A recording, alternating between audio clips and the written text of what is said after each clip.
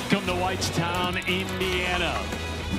Not sure what day we're on of this regional, but today we've got a winner's bracket semifinal. Missouri and Iowa both undefeated as we start the day with all roads leading to Williamsport. The winner of this game will play for a regional final.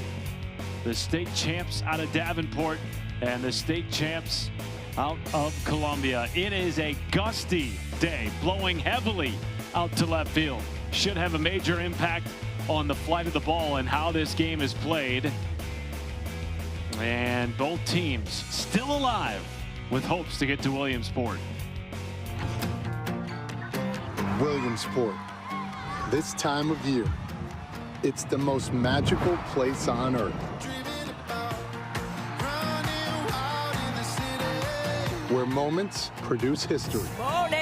Mania. Everyone knows the name in the Little League World Series.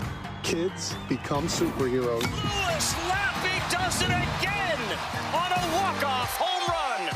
And dreams come true. Toms River, New Jersey win the Little League World Series.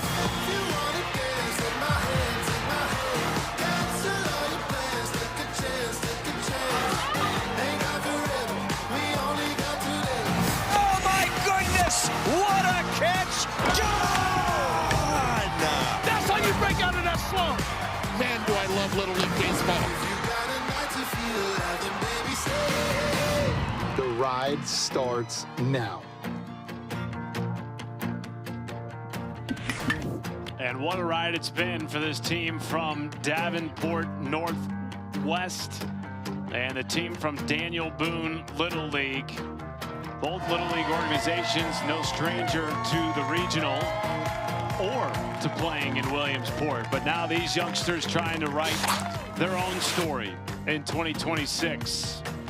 The Midwest Regional was stacked. Iowa and Missouri playing for a chance to etch their name in the championship game. Meanwhile, the loser will face Wisconsin tomorrow in the elimination game final, 1 Eastern on ESPN. Hi again, everybody. Matt Schumacher alongside the former big leaguer Chris Burke. Glad to have you with us on this Wednesday morning. And Burke, really interesting, these two teams, what they represent, the stars that are in this game. We're in for, I think, a very entertaining game today. Yeah, two teams that have been dominant really to this point in the regional. Two teams feel like they're good enough to get to Williamsport, but we know only one of them can go. So a big 2-0 game here. Both these teams are fresh, ready to go. They got all their arms available. So fascinating game here in front of us. Fresh might be the understatement of the day. Neither of them have played since as early as Sunday. They have been dominant, as you said. Iowa 8-0 in state and regional tournaments. Did not lose a single game. Outscored their opponents 81-16. Missouri went 5-0. Only allowed 7 total runs. Really weren't tested until beating Webb City, who represented Missouri here last year in the state championship game. And they've been off since Saturday night. Just enjoying the Circle City. Yes, a couple teams full of youngsters that are rocking and ready to go, having fun here in pregame. But again, haven't played since Saturday, so you know there is a lot of pin-up energy in both these clubs. The weather is holding for now, minus the wind. We're going to have first pitch when we return.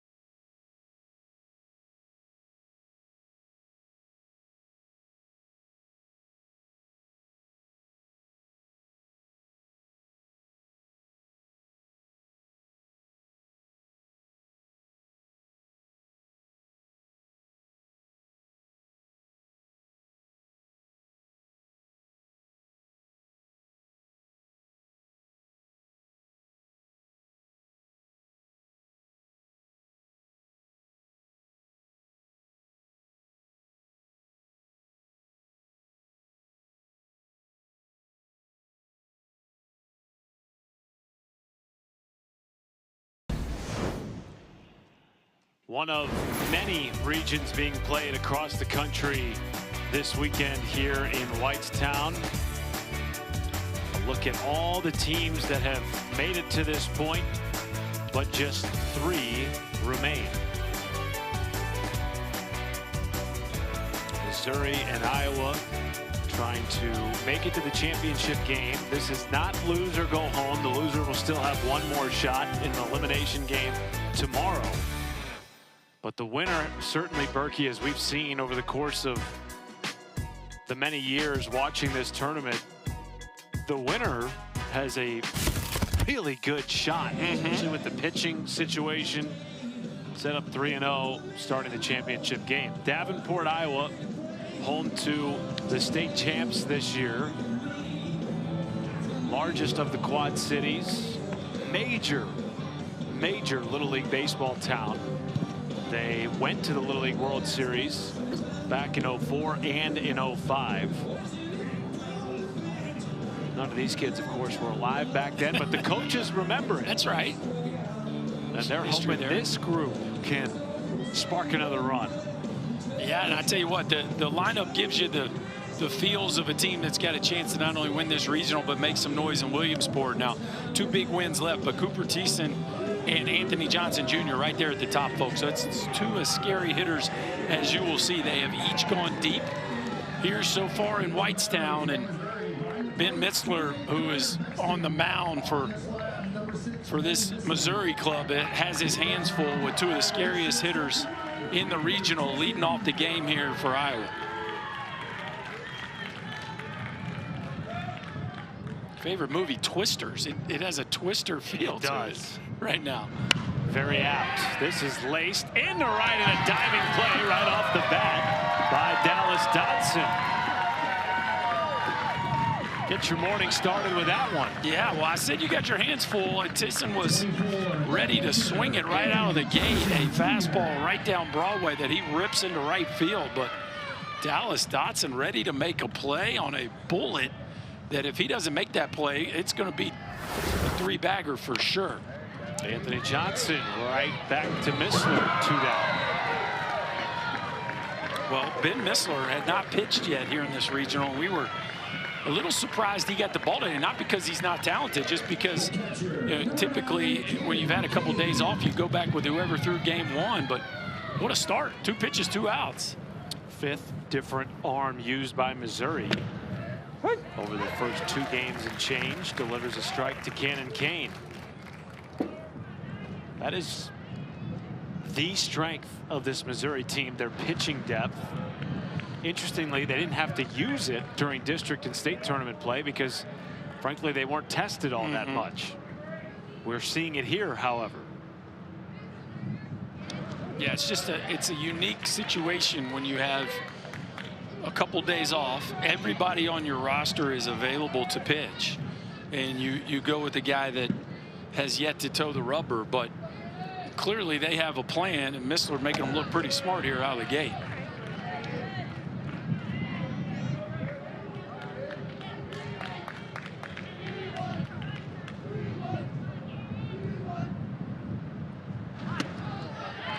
Kane draws a 2-out walk.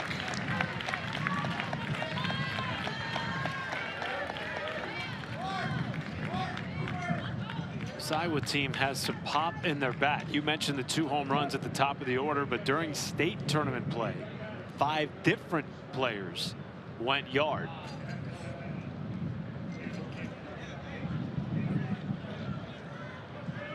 Courtesy runner at first base for Iowa, 24, Anthony Johnson Jr.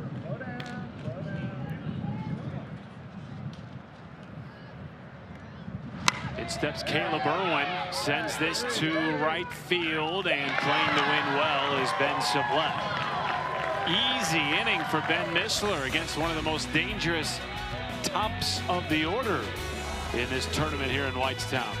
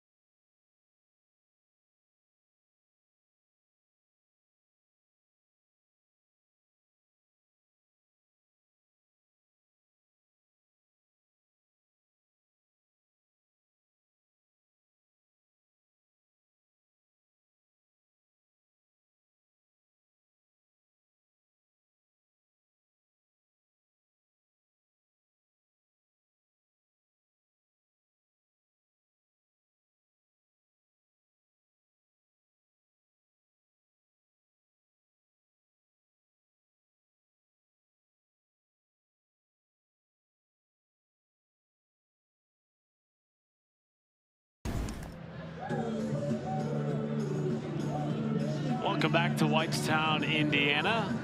Missouri, after some good pitching from Ben Missler, will come to the plate here in the bottom of the first. No score.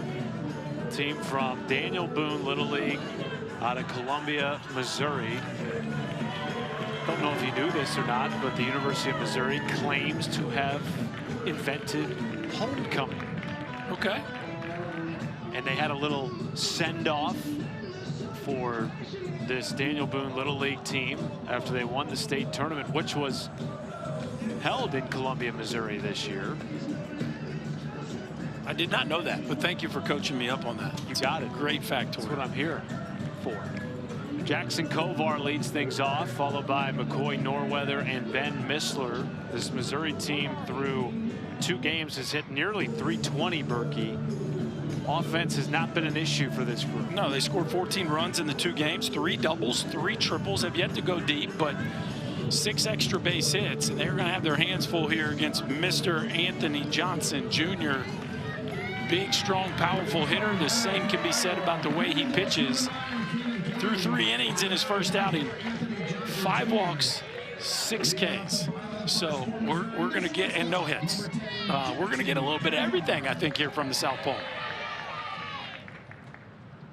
Is that what you call effectively wild? You could say that. Yeah, now there were a couple runs there. They were unearned, but I think if he has his command, he's the type of guy that could pitch them as far as they want him to in this ballgame.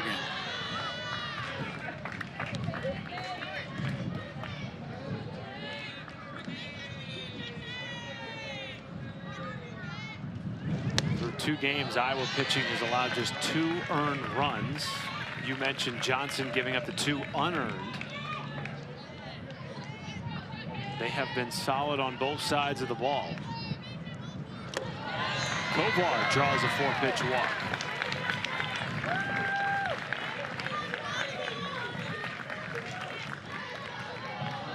And as advertised, the command can be a little shaky.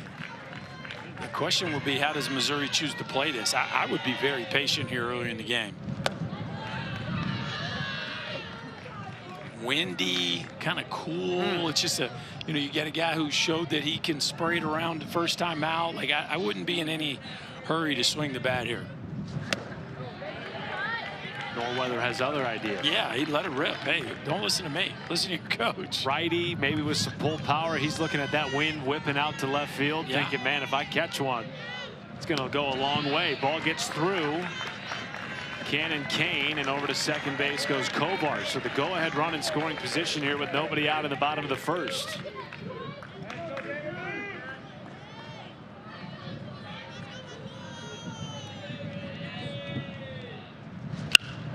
Norweather sends it into right field. Kovar will hold at third on a very strong in throw from right. Oh, to second, they'll catch Norweather.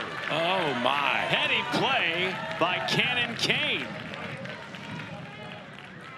And Norweather sort of got caught there, Berkey, between first and second base, thinking he had a lane, and he was mistaken. Yeah, I mean, it was a rocket off the bat. You love the piece of hitting, but you got to give it up for Cannon Kane. Take it and rip it. Tisson puts the glove down in time, and what a turn of events there. You know, you like the aggressiveness. First and third can be a little tricky, but if the runner at third doesn't break, and now all the defense has to do is catch and put a tag on there, it makes it a lot easier on the defensive side of things. Ooh, how about that? Back-to-back breaking balls by Johnson Jr. And that, my friends, is a real breaking ball. Ben Missler trying to help himself out here. Swing and a miss, drop third strike, no play. Now coming home and scoring is Jackson Kovar.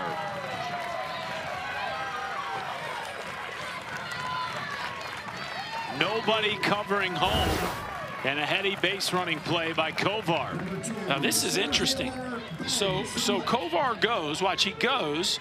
You see Kane gets to it, Johnson's there, he stops. Johnson sees him, stops, takes his eye off of it. And then Kovar goes. That was a really heady play there by Jackson Kovar, because he essentially kind of deked Johnson into turning his back. Watch Johnson, okay, he stopped. Let me just give up on the play. Nope. Kovar sees that he stops, takes advantage of it, and there's nobody home.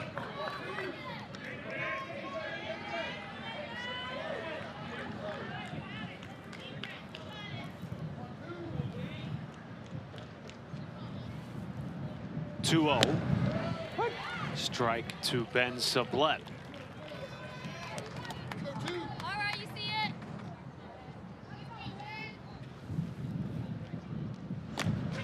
Ball gets through again. Second time Cannon Kane has struggled to handle a ball in the dirt here, and Missler up to second base. Well, we see this a lot when you get fireballers from 46 feet. It can be very difficult on catchers, especially when you get the breaking ball that Johnson Jr.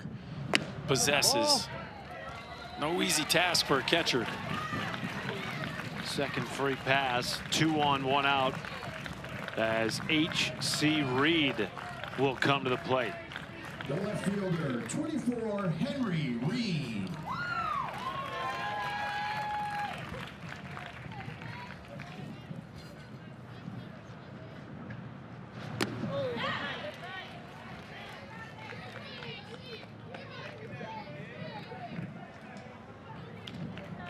Reed seeking his first hit of the tournament, but had some big at-bats to get Daniel Boone Little League here to the Midwest region. Come on, 2 strike. 0-2 from Johnson. Strikeout looking, needed that pitch, and he's back on track with 2 outs. Yeah, the breaking ball has been more consistent so far than the heater, and that thing is nasty now. It starts way over in the left-handed batter's box and then wraps around the strike zone. That's going to be a tough pitch to pull the trigger on, especially the first time these Missouri's hitters are getting a look at it. Reed will courtesy run at second base for Ben Missler. All right, here we go. 2 down, 2 on, and a first pitch breaking ball to Bexton. Yeah, I'd keep flipping that thing in there. He seems to be perfectly in command of that. Carter Bexton hoping when his playing career is over, ESPN calls him up. Careful. Careful, Matty. He might be coming for you. Okay. Depends on how far he gets in his You know what? career. That's probably about the right time for me to tap out. So come on. You guys will be tired of my act by then. I think they're already tired of mine. 2 in scoring position here for Bexton. And he goes after another off-speed pitch. Back-to-back strikeouts for A.J. Jr. A.J. with 3 punchies in the first. We told you you might see a little bit of everything, and you certainly have. We got ourselves an interesting one, folks.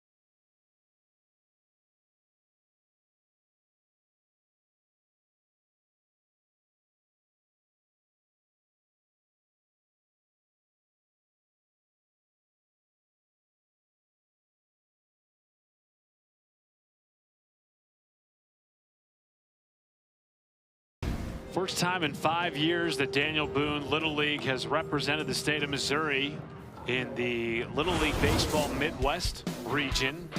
They got to host the state tournament in Columbia. Then they were hosted by the University of Missouri baseball team. Big send-off with some of their players and the Daniel Boone Little Leaguers. Such a cool tie-in with the Missouri athletics community. Eli Drinkwitz, the Mizzou football head coach, has kids that play in Daniel Boone Little League.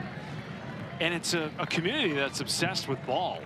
Berkey, not only baseball, but their softball program has been in the region. I think 6 out of the last 7 years. They played here a couple of weeks ago in Whitestown.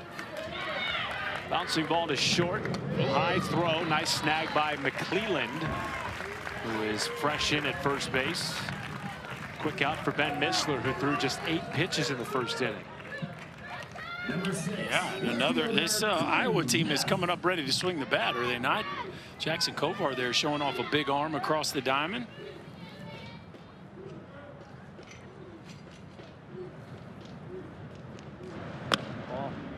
Ball 1 to Q Neff.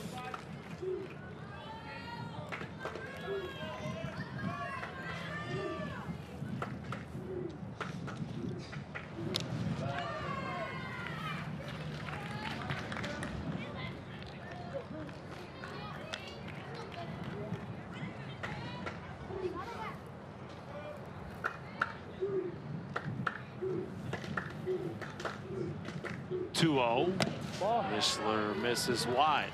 Only base runner so far today for Iowa has walked. That was Cannon Kane with 2 outs in the first. Missler has been uber efficient to this point. Comes back with a strike.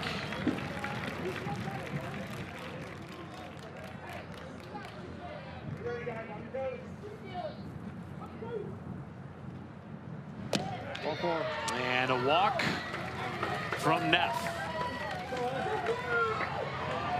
Max Scherzer, probably the most famous Mizzou baseball alum, still pitching. I saw he moved ahead of Walter Johnson on the all-time career strikeout list the other day. That is wild. The big train, Walter Johnson.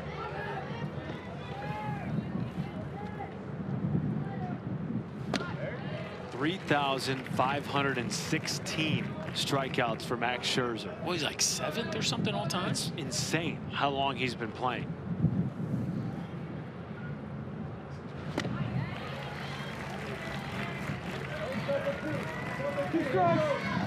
Didn't strike you out though. We were teammates actually. But your last major league home run was. Wait a second. You need to stay out of my yearbook, bro. Scherzer. It is true. I ambushed old Mad Max on a first pitch heater. Were you guessing? Oh, and you 100%. guessed right. It was 5-0, I think, in the 8th, and I knew I was getting a first pitch heater. Good on you. Yes, just might as well let it rip at that point. Liam Rasso, one of a couple of Rasso brothers. Favorite food, Culver's butter burger with cheese. It's a man who knows what he likes. It's pretty specific. Yes. Now, I wonder if that's the pregame meal or if that's the postgame victory bite. Here you go, Good question. I'm sure there's a custard milkshake in there, too. No doubt. Got to wash it down with something.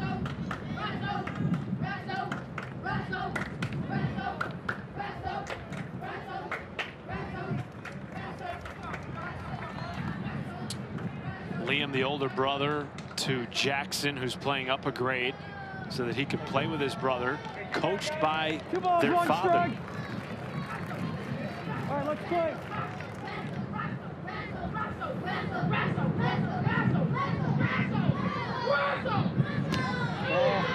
Check swing there from Rasso. Oh, wow. 3-1. Did not go. They didn't appeal it, and our guy Jeremy Oakley in the first bit.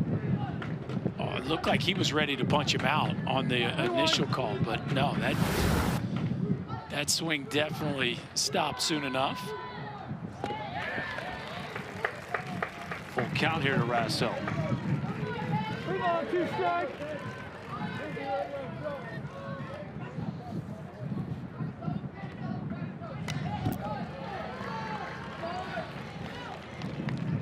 Missler, he doesn't waste much time, does he? He takes that thing and rips it. I can get behind that. Yeah, doesn't appear like he's gonna give you too many. Oh, there we go. We got some swing tips going on from Dad Allen. No swing needed there. Good eye from Rasso. 2 on, 2 out here in the second inning. That was a good example of this impression that Liam Rasso sent us of Pops. Here's some impressions of my dad whenever I'm just not doing well in the box. Top of the baseball, right? Top of the baseball. Hips first. Either drive that knee. Drive the knee. Stepping out and dropping your hands. This is key right here. Gotta keep posture. Posture.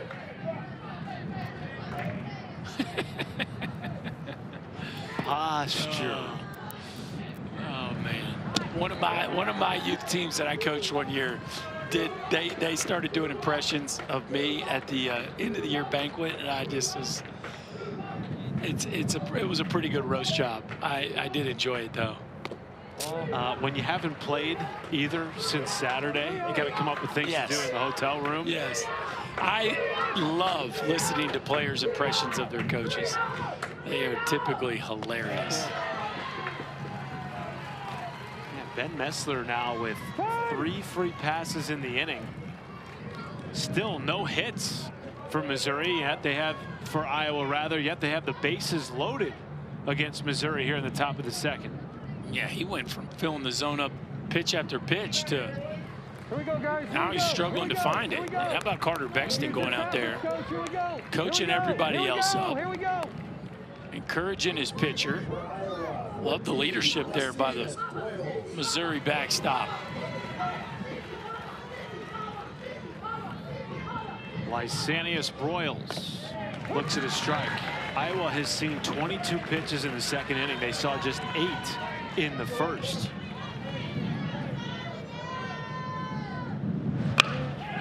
Broyles to short. Easy flip to the bag for Kovar.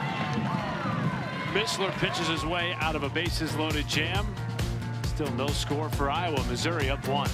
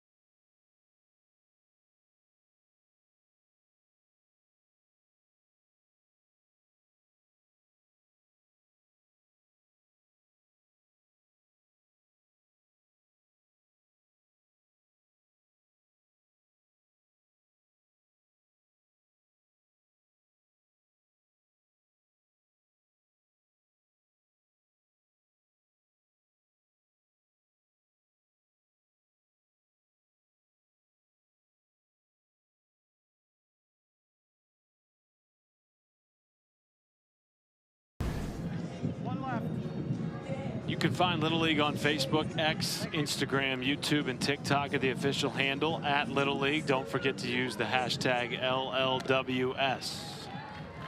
Back in Whitestown, Indiana, the Midwest Region Winners Bracket Final. Winner of this game advances to the regional final. Loser will have to come through the elimination side. Wisconsin awaits in the elimination bracket. That game slated for 1 p.m. Eastern tomorrow on ESPN.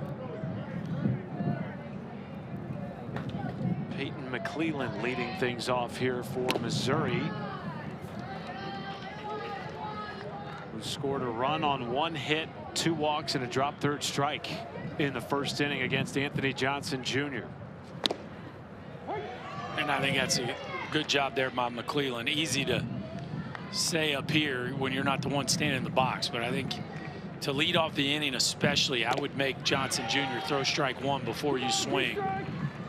And now, yes, you could end up striking out a few times, but I think your best offense against him is drawing the free pass.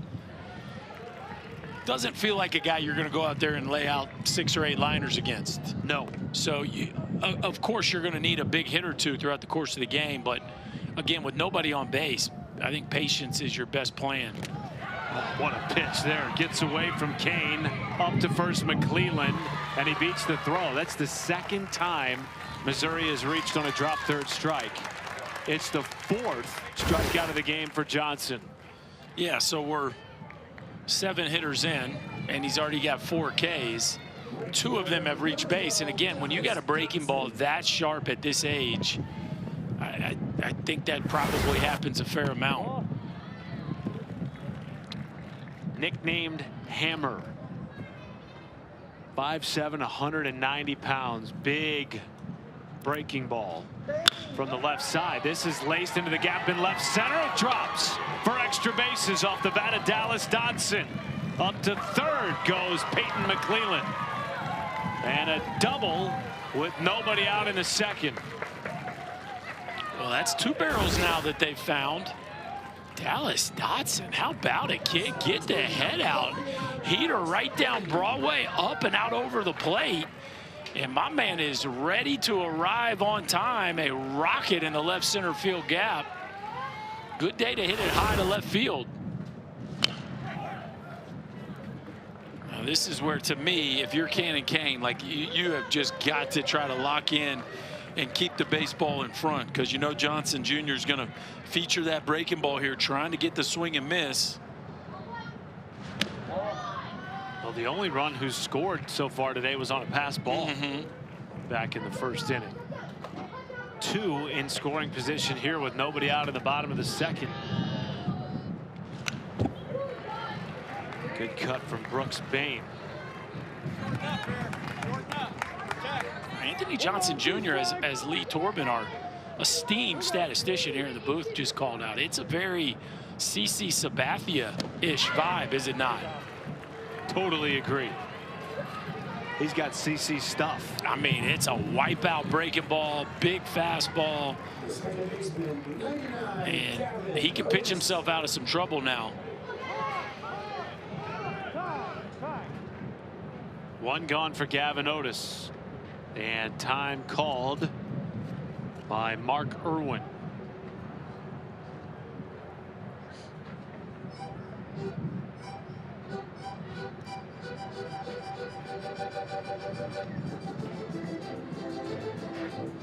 It has been 21 years since Northwest Davenport Little League made the World Series. Mark Irwin told us he remembers that team. How about this? And he needs pitching to get to the Little League World Series. Anthony Johnson Jr. up to 35 pitches. They want to make sure he's available for the championship game should they reach there. And so he will be replaced, Berkey, with 1 out in the 2nd. Yeah, you know, we weren't really eyeing the pitch count there, just because you figure in a game that can get you to the finals, you're probably going to go with your best. But it's not an elimination game, and you still have 2 more games to fill, and so it does make sense. Now, he can't pitch tomorrow, right? So if they lose this game, he won't be available. But yes, he will now be available to pitch in the finals, and at that point, maybe you go with him and let him run the whole gauntlet. But they're going with an early change, and Logan Chantos gets a chance to enter the ball game. So Chantos moves to the mound from first base, where Johnson will slide over.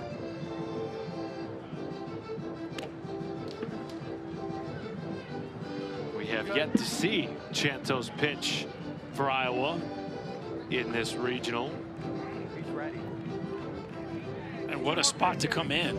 Second and third, one out. Not the easiest place to enter the ball game. Talk about a totally different presence on the rubber as well. From 5'7", 170-pound left-hander to a 4'11", 82-pound right-hander. Welcome to Little League Baseball. Yeah, you just never know. Now playing third base, 20, Xavier Lucky, and moving out to left field, 10, Liam Rasso.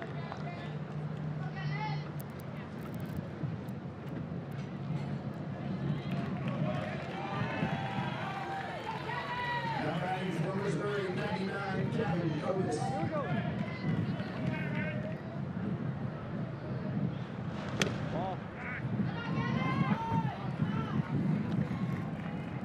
Taking on Gavin Otis here.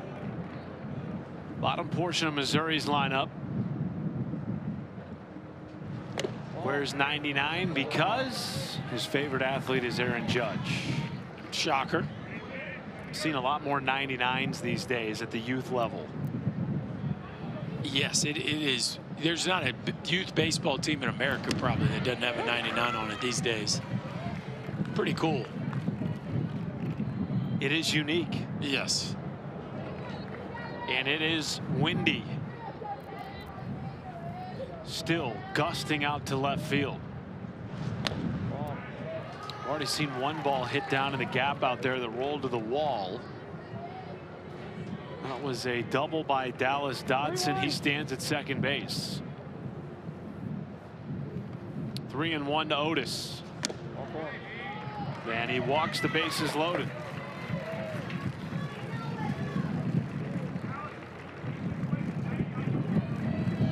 Well, let's see how the Iowa defense plays it here. It looks like they've got the corners in and the middle back a little bit. Looks like they might try to play for two here in the middle. Strike one to Mason Piskulik. His sister Mallory represented Daniel Boone Little League in the state of Missouri here in Whitestown 2 weeks ago. And he lasers this into right field to drive in at least one. They will wave. Dodson. Throw is short. It's a two-run single for Mason Piskulik.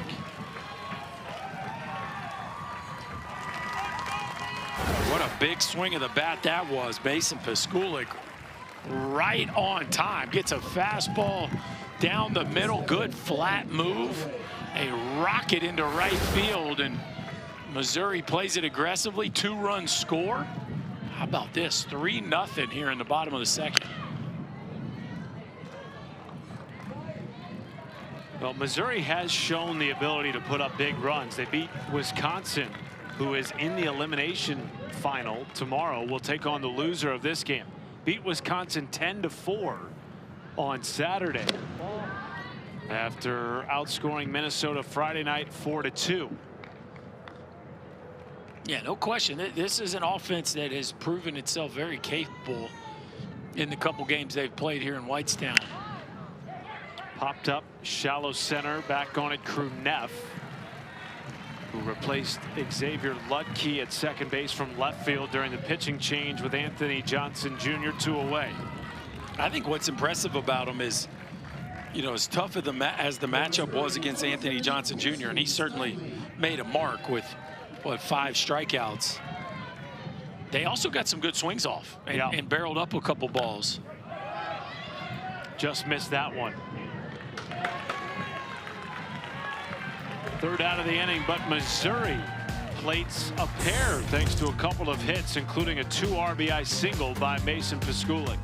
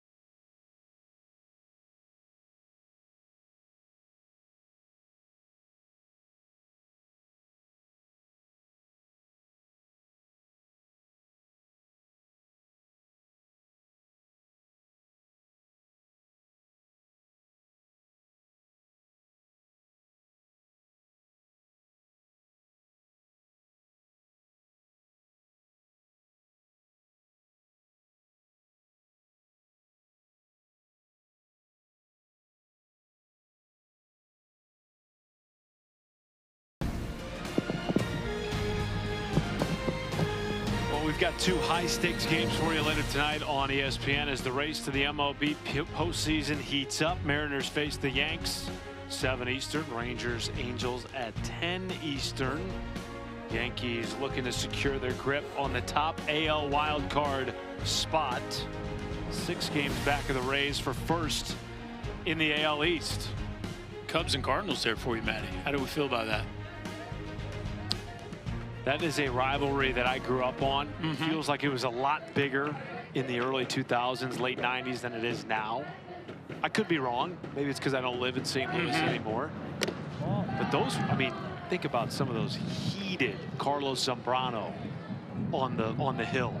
Yadier Molina in the box. I mean, those were some heated games. Cubs and Cardinals, that's, I mean, it's not the Red Sox Yankees, but it's close. No disrespect. Well, as a kid, I would have argued with you. Yes. As an adult, I can say with some humility, you're right. That's a nice play. It's short by Jackson Kovar. Speaking of the Cardinals, a lot of St. Louis Cardinals fans in Columbia, Missouri, of course. In '06, this team made the Little League World Series in Williamsport, and they got to meet Albert Pujols, Hall of Famer, who was in the prime of his career at that point with St. Louis, winning world championship. Yes, yes. He hit a couple 3-irons right over my head. You could hear the ball sailing into the seats. He was, I mean, he's one of the greatest to ever play the game. That's it pretty much sums it up, his career and his years in St. Louis. That first, what was it, 10 years to start or whatever it was. It was as good at 10 years as really the sport had ever seen. I kind of, it was interesting too growing up in St. Louis at that time, because I came of age during the McGuire Sosa Cubs Cardinals home run race. And then on the back end of that, you had Albert Pujols come out of nowhere. I mean, drafted so late, he was almost irrelevant until he wasn't, and became one of the stars of the game. Well, yeah, I mean, it went from Bonds to Pujols in the National League, and you know, I played with Lance Berkman during that time in Houston, and he used to joke, like, I actually talked to Derek Lee the other day. He was laughing like, it didn't matter what anybody else did. You felt like you just couldn't win a National League MVP at that period of time, because Bonds, it was either Bonds or Pujols there for, you know, basically that whole decade, first decade of this century. 2-2 to Rasso. Pops it up behind home. Those Cardinals teams were amazing, though. Molina and Roland and Pujols. This one right here at the Adam's apple almost. Better make sure you get a bat on that one. Jackson Rasso playing up a grade so he can play for his father, Alan, the third base coach, play with his brother, Liam. Still eligible to return next year should Daniel Boone Little League make it back. 2 balls, 2 strikes. Here we go. Choked up here for the 2-2. Goes after it. Nice pitch from Missler. 2 quick outs to start the third.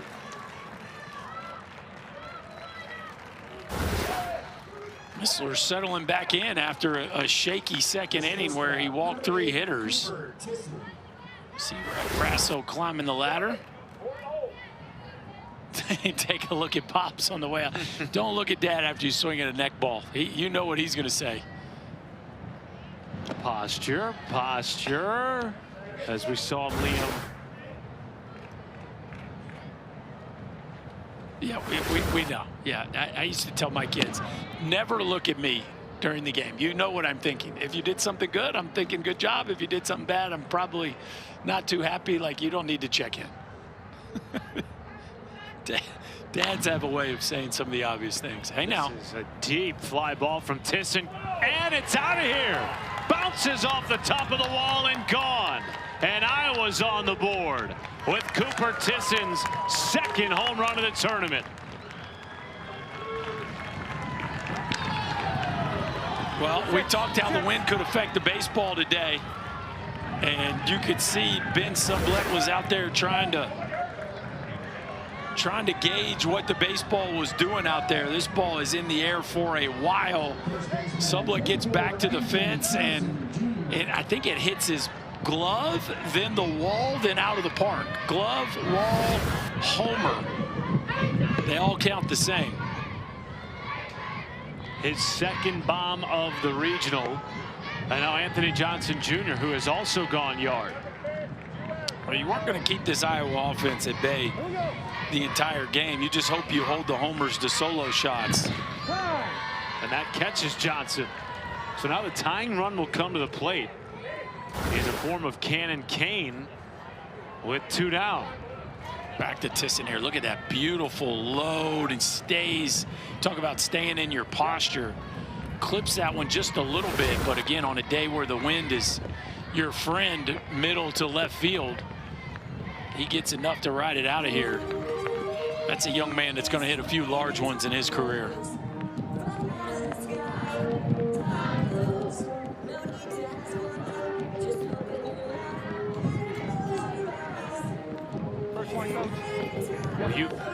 You mentioned it, Berkey.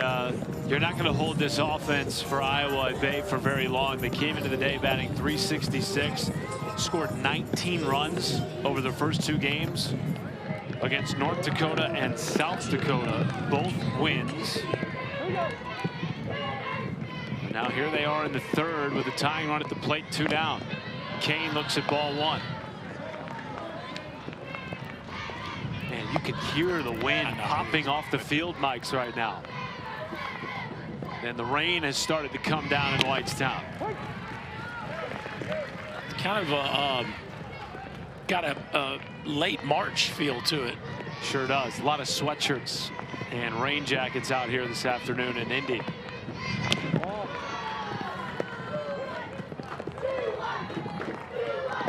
We have had some weather here over the last 24 hours. 3 weather delays last night between Indiana and Kentucky. That game went 7 hours. And the Kentucky team threw 1 pitcher. Easton Craig.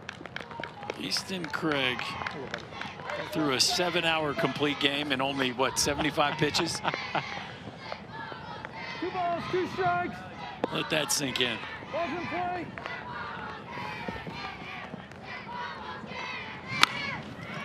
Wow. To second base, and off 1 hop with a twirling throw, Gavin Otis ends the inning for Missouri. But Iowa gets on the board thanks to a moonshot to dead center by Cooper Tisson. Now this is nifty right here by Gavin Otis. Get your eyes behind the baseball. Quick hands and a strong throw.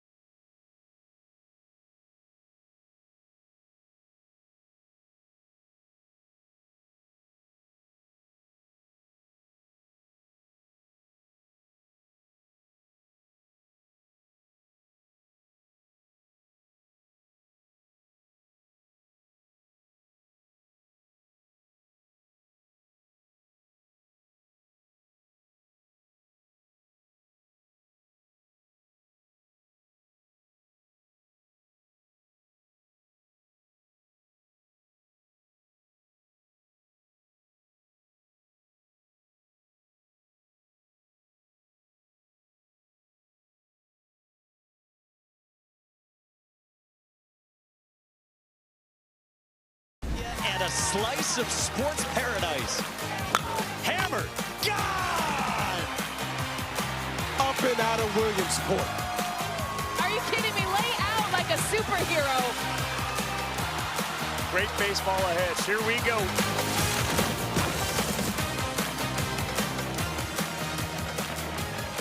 Can't wait for that to begin. Chris Burke will be there. It all starts August 19th on ESPN and ABC. Cooper Tisson with a charge to center field, getting Iowa on the board. He has now moved to center field. In fact, there's been a major shift defensively for pretty much every single one of Iowa's defensive positions. Well, I would say as versatile and as athletic as he is, center field is probably where his home will be as he continues to graduate up the baseball ladder. Wow. He's got a chance to make the Team USA national team. That is impressive. And I can see it. Yep. He's certainly that kind of talent.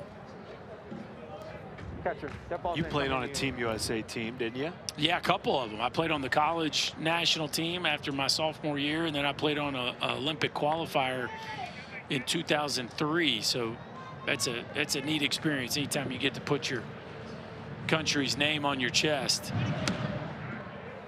But in the youth space, it's often a identifier of the kids that are on that track to end up being high draft picks out of high school if you find yourself consistently on those USA teams. And so Tisson being one of the finalists there, that's a big deal. Well, he can do it all. Obviously, as a left-hander, they had him at shortstop to start the game. He's also caught, and we've seen him throw 11 strikeouts in 4 innings of this tournament on the bump. Chopper to the new shortstop, and it goes under his glove. Lutke couldn't quite corral it after moving from second to third and now short. And Jackson Kovar is aboard after the error. Yeah, this was a tough one here. To me, you either come and get it or you back up, but he gets stuck with his feet in the mud here and plays himself into a really tough hop. You either got to go get that one and make it a short hop or try to give yourself a little space. Oh boy, the wind played with that ball, didn't it? The hammer got there though. Anthony Johnson Jr. showing some cat-like reflexes up the first base line. He takes a drop step towards the line and then ends up towards the second baseman. Look, he goes towards the line and ends up 20 feet to his right before he makes that play. Oh, laser into left field off the bat. A Missler and gone. A Missler missile to left field. 5-1 Missouri.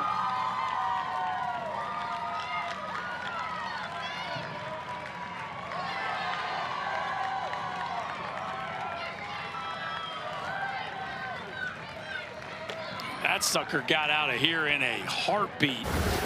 Ben Missler, we've been seeing him do it on the bump, and now with the bat, a fastball. No, that looked like a hanging breaking ball. A hanger that stays up in the zone, and Missler just smokes it out to straightaway left field. And that thing got up in the jet stream and flew out of here. That is the alley to hit it in today.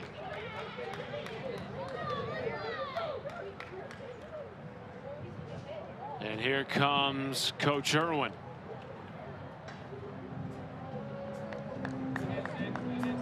And that wind is gusting. 16 to 20 mile-an-hour gusts. Our camera crew in the elements appreciate you guys. You've been doing a great job all weekend.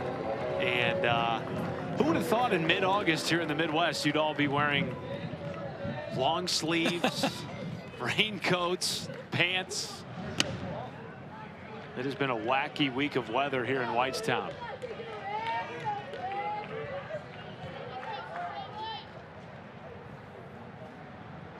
Here's Ben Sublette.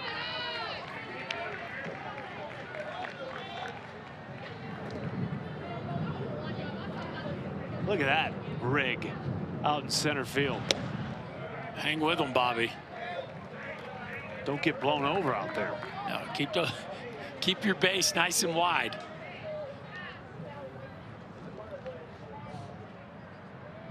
3-0, taken all the way. Sublette, second walk of the game.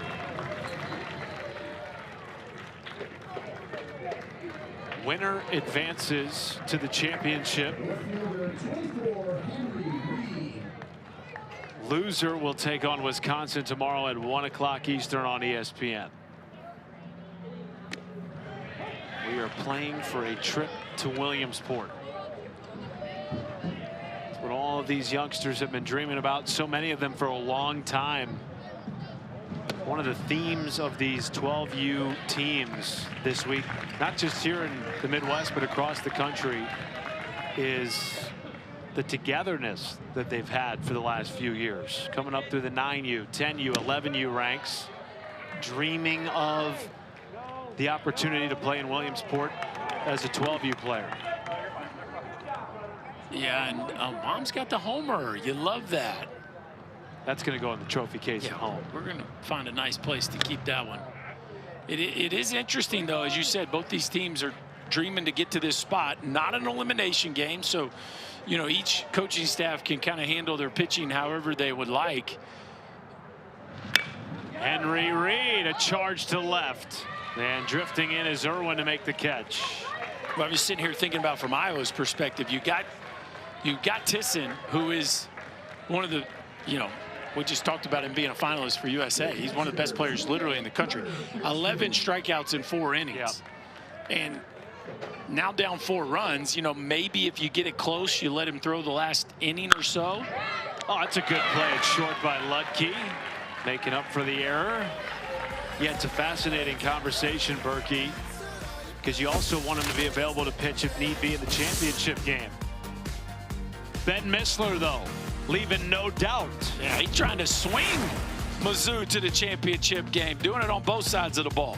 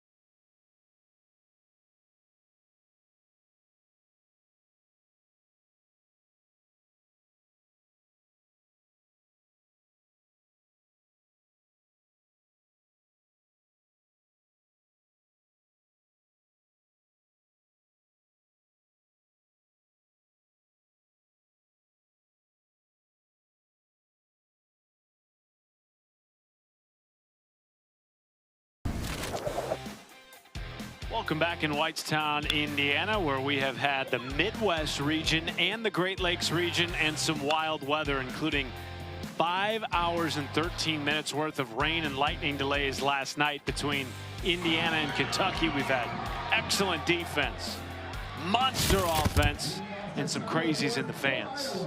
Yeah, that is a great collection of shots there by our crew. It's been a fun week. We still got some champions to crown, so still a lot of big moments left to unfold here in Whitestown, but we've had some interesting moments already. Yes. Can't wait to see how this thing gets capped off. Can Iowa's offense keep pace with Missouri, who has scored in each of the first 3 innings? Yeah, they're going to need a big explosion and then somehow be able to keep this Mizzou offense at bay themselves. It is still Ben Missler on the bump for Missouri after his home run, driving in 2 back in the 3rd to extend the lead to 4 as we start the 4th.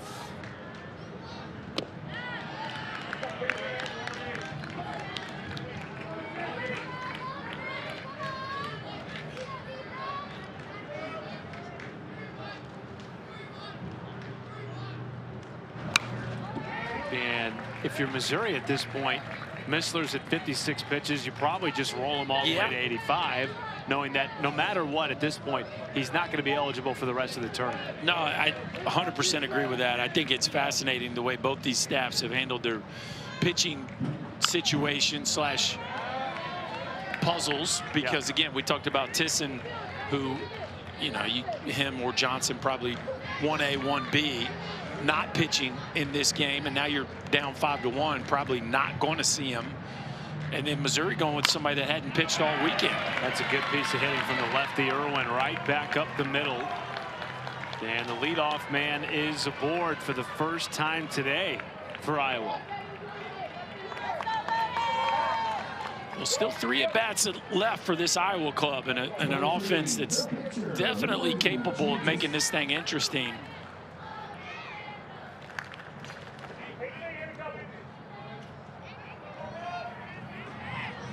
Logan Chantos goes after it with a big swing. Has elite speed.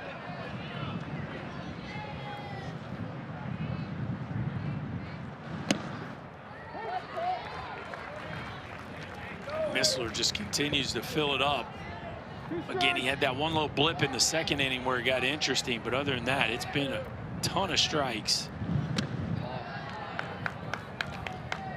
On a day that isn't necessarily a great day to throw a ton of strikes. I mean, the conditions are not friendly out there.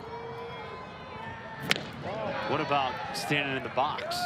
Yeah, I mean, for me, I loved the wind blowing out. So even if it was a little cool or overcast, that you get that wind blowing out, it was always a good day to hit. Upstairs for ball 3.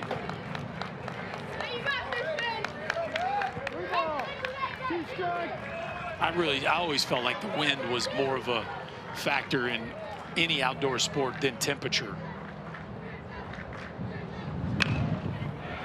Floated into left, that drops. A seeing eye single for Chantos, and 2 on to start the inning for Iowa. All right, here we go.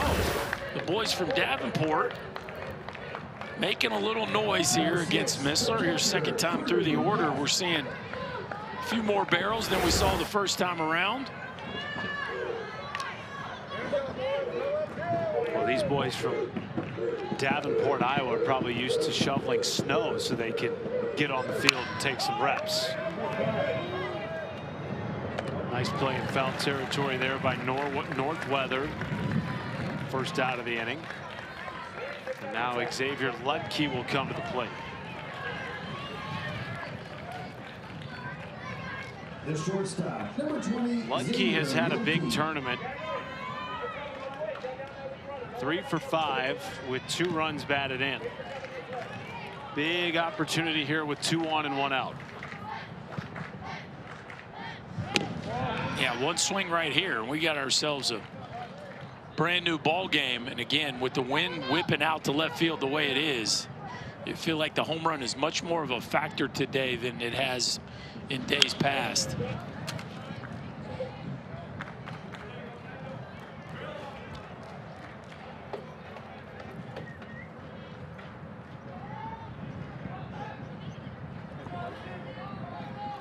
Ludke, one of more than half a dozen guys on this roster that goes to the same grade school in Davenport. Pops this up right side foul territory, drifting back towards the line. McClellan to make the catch. 2 pop outs, 2 outs.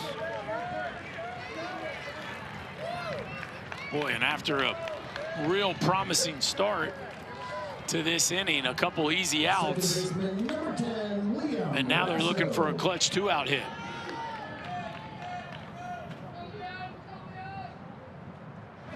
Liam Rasso, alley, right center and down to the wall. In to score is Irwin. Chantos being waved around third. It's a 2-run double with 2 down for Liam Rasso. Well, there's your clutch hit. The skipper's kid. Alan Rasso, or excuse me, third base coach Alan Rasso has to be happy about that. A rocket into the right center field gap. This had extra bases written all over it the second it left his bat.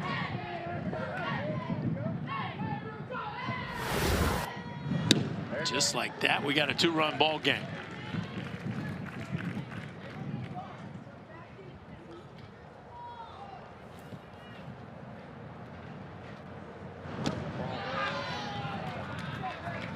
Tate Devaney, the tying run here in the 4th. At the plate with a 1-1 count.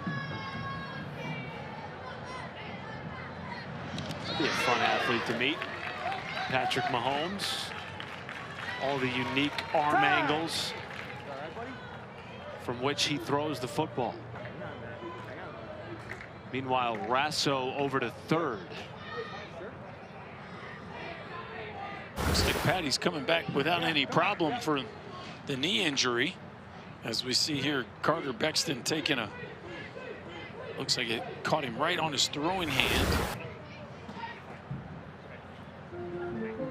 Training staff out.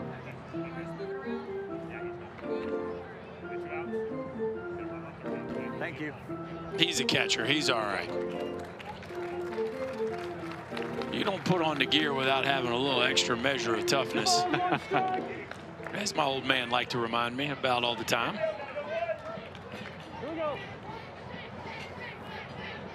2-1 to Devaney. Bexton stays in.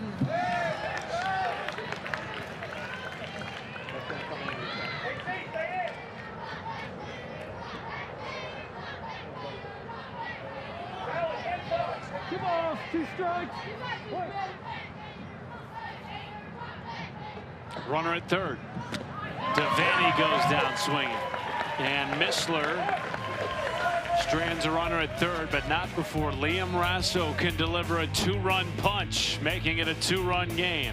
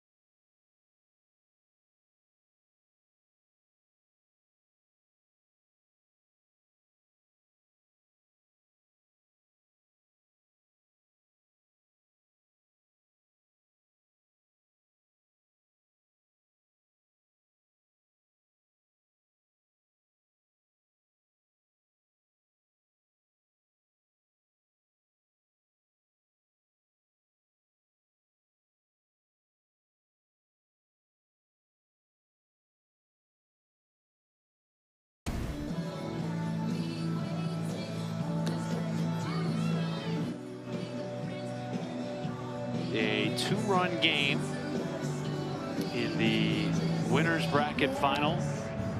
Winner out of this one will go to the championship game on Friday. Loser will play Wisconsin tomorrow in the elimination final. Missouri comes to the plate here in the bottom of the 4th, having scored in each of their first 3 innings at the plate. Taking on Logan Chantos. First pitch swinging. Nice backhanded short by Lutke. 1 down. Nice play there by Xavier Lutke. Keep your nose down, rip it across the diamond. A classic backhand right there by the Davenport shortstop.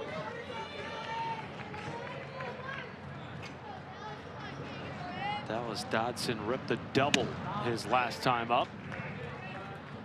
Looks at a ball here. Hit it off Anthony Johnson too. Loud swing of the bat. The pitching conversation for Iowa was so interesting. You and I, Berkey, during the last TV break, were discussing if Iowa gets it close or it's tied and we're going into the late innings, do you bring Tisson in, who arguably has been the best pitcher, not just between these two teams, but the whole weekend here in Whitestown? Yeah, I mean, 11 strikeouts in 4 innings with 1 walk is qualifies as electric. So it'd be hard not to play that card in a situation where, oh wow, fair ball. In a situation where you need it. Yeah, either it's tied or within a run. I mean, throw him out there for an inning, see where the pitch count goes. But man, Dallas Dotson sitting in the 7-hole, having himself a heck of a ball game. Just a rocket. We saw a double in the left center field gap. That is a bullet down the third baseline. What a weapon to have that deep in your lineup. Pair of doubles. He stands at second base with 1 down. Here's Brooks Bain. Excuse me, in the 8-hole. 2 for 2 with 2 doubles. Every rostered player bats in a continuous batting order. Oh, wow. Snared at third by Cannon Kane. And wisely waiting for that throw, then taking third. Dallas Dodson moves up a bag. Now that was about to be another double. And Cannon Kane, who started this game at catcher, showing you the reflexes of a catcher. He catches this thing almost behind him. It's another bullet down the third baseline. And man, that saves a run. It keeps another runner out of scoring position. Gavin Otis to Tisson makes the catch. Missouri held scoreless in an inning for the first time today. Put a star next to that play by Cannon Kane. If they end up coming back in this one, that play will have a huge impact.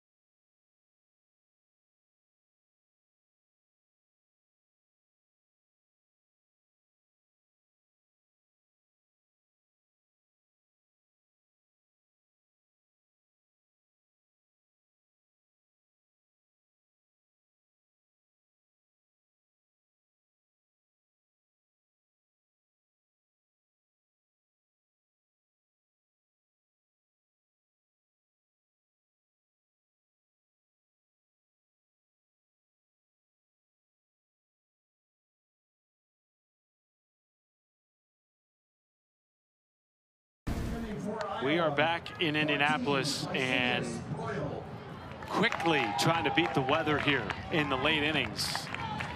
The wind is whipping around 16, 17 miles per hour. Storms surrounding Whitestown as this is flared into left field. Could be a tough play. Coming in and making a sliding catch is Bain, who just slid in to left field at the start of the inning. 1 down. Well, you knew that one was going to be trouble the second it left the bat of Broyles, and man, Bain does a nice job of tracking that ball into the glove on a tough chance down the left field line. Missler back on the bump for Missouri. We play 6 innings in Little League Baseball.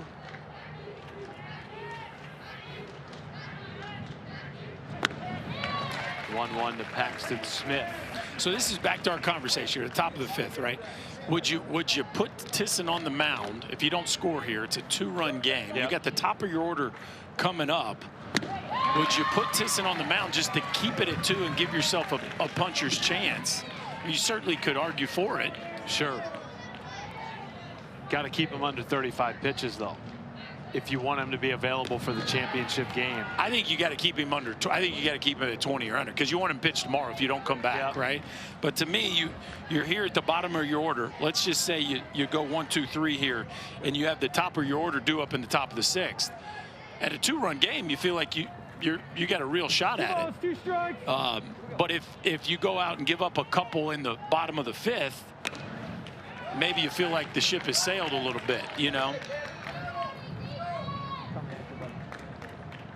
Now the other part is, how does a kid bounce back? You know, if he pitches today, do you get his best tomorrow? You know, there's some nuance to it, certainly, but it's a conversation I would be having in the dugout.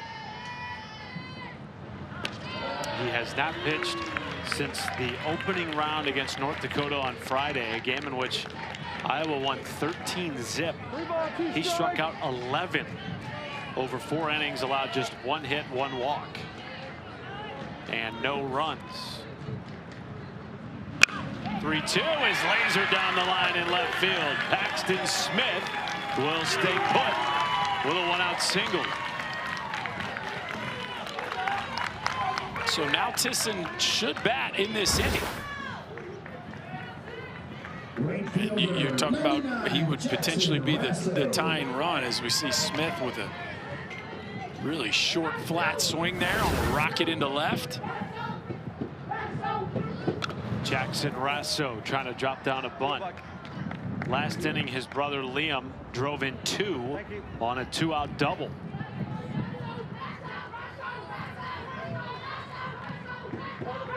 Dad Allen giving him the signs from the third base box. Trying to move Paxton Smith into scoring position, and he will without having to drop down a bunt. Well, now you can let him swing it, and for Missler, this will be his last hitter. So we'll have a new pitcher on to face Tisson. 85th pitch, fouled back. That is the limit. So Missler will, Berkey, be allowed to finish this batter, but this will be his last. 1 ball, 2 strikes. 1-2. Foul. Tipped. Be very interesting to see who Missouri goes with the top of the lineup looming for Iowa, which has done some damage. All 3 in their top 3 have reached, including Cooper Tisson's homer to center. 1-2 is a strikeout, and Missler ends his outing with his 3rd K of the afternoon. Pull him in. Coach, pull him in. Weather. Is it Gavin Otis? Is it Paskulik? Is it lightning? It is lightning, my friend. It is lightning here in Whitestown, and unfortunately, looking at the radar, I'm not certain when we will return. Really good game brewing, though, in this winner's bracket final. 5-3 lead for Missouri. Tying run will come to the plate in Cooper Tisson when we do return to play. Tisson homered his last time up. We'll send you to studio on the other side of the break.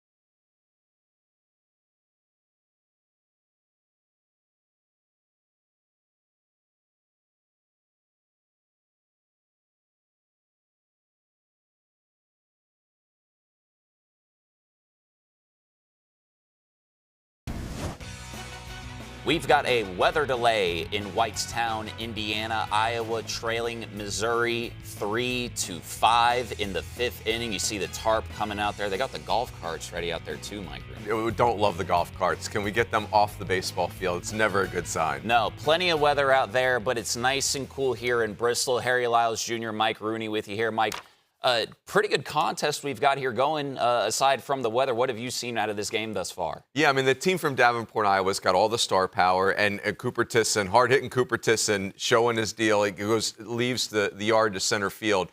But the team from Columbia, Missouri, just hanging around. How about Dallas Dodson from Daniel Boone Little League? He's sitting in the 8-hole. He's got 2 doubles and a triple in this tournament.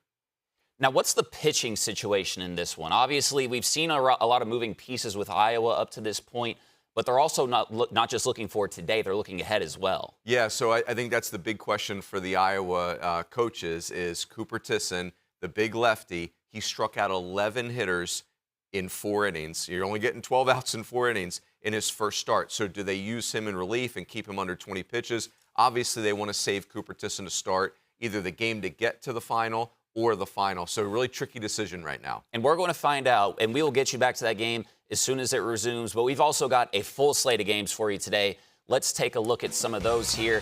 The New England region will be coming up here at 1 o'clock Eastern on ESPN. You see the rest of them there. Mike, what stands out to you on this slate? Yeah, the Great Lakes Championship, we're sending a team to Williamsport. The team from Westside Little League in Hamilton, Ohio has been dominant.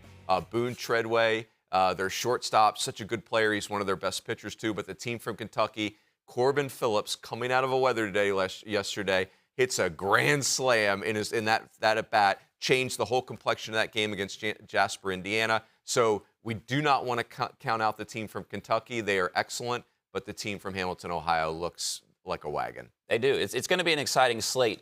But before we can get to what is in the future today, let's take you back to yesterday to some of the action. Let's start off with Alabama and Tennessee. Kinley Rasmus, man, was dealing for this Alabama team. She kept Tennessee hitless through three innings, Mike. Yeah, the command of her fastball, the command of her breaking ball. She's one of their best hitters. She's played shortstop when she's not pitching. She was awesome. I think America is going to love her in Williamsport. There's a single into center by Uriah Burklight. 1-run scores. Alabama leading 3-0 here as we get to the top of the 6th. Up 4-0. Rasmus closing it out. She had an absolutely monster evening. Kinley, this has to be a special feeling for you and for your family. Just like your dad, just like your uncle. You are going to Williamsport. How does it feel? Oh, it feels great. I'm so excited. How about your game on the mound today? What was your approach as you knew you were going to be facing Tennessee? Just pound the strike zone. That's all I can do. Who taught you that big overhand curveball? I mean, my dad. How much time do you spend working with your dad on that pitch? Like every day. Every day. Well, it looks like it. Yeah. All right. So if Kinley was facing Kinley at the plate and you're on the mound, who's going to win the fight? Oh, I don't know. Probably pitching. All right.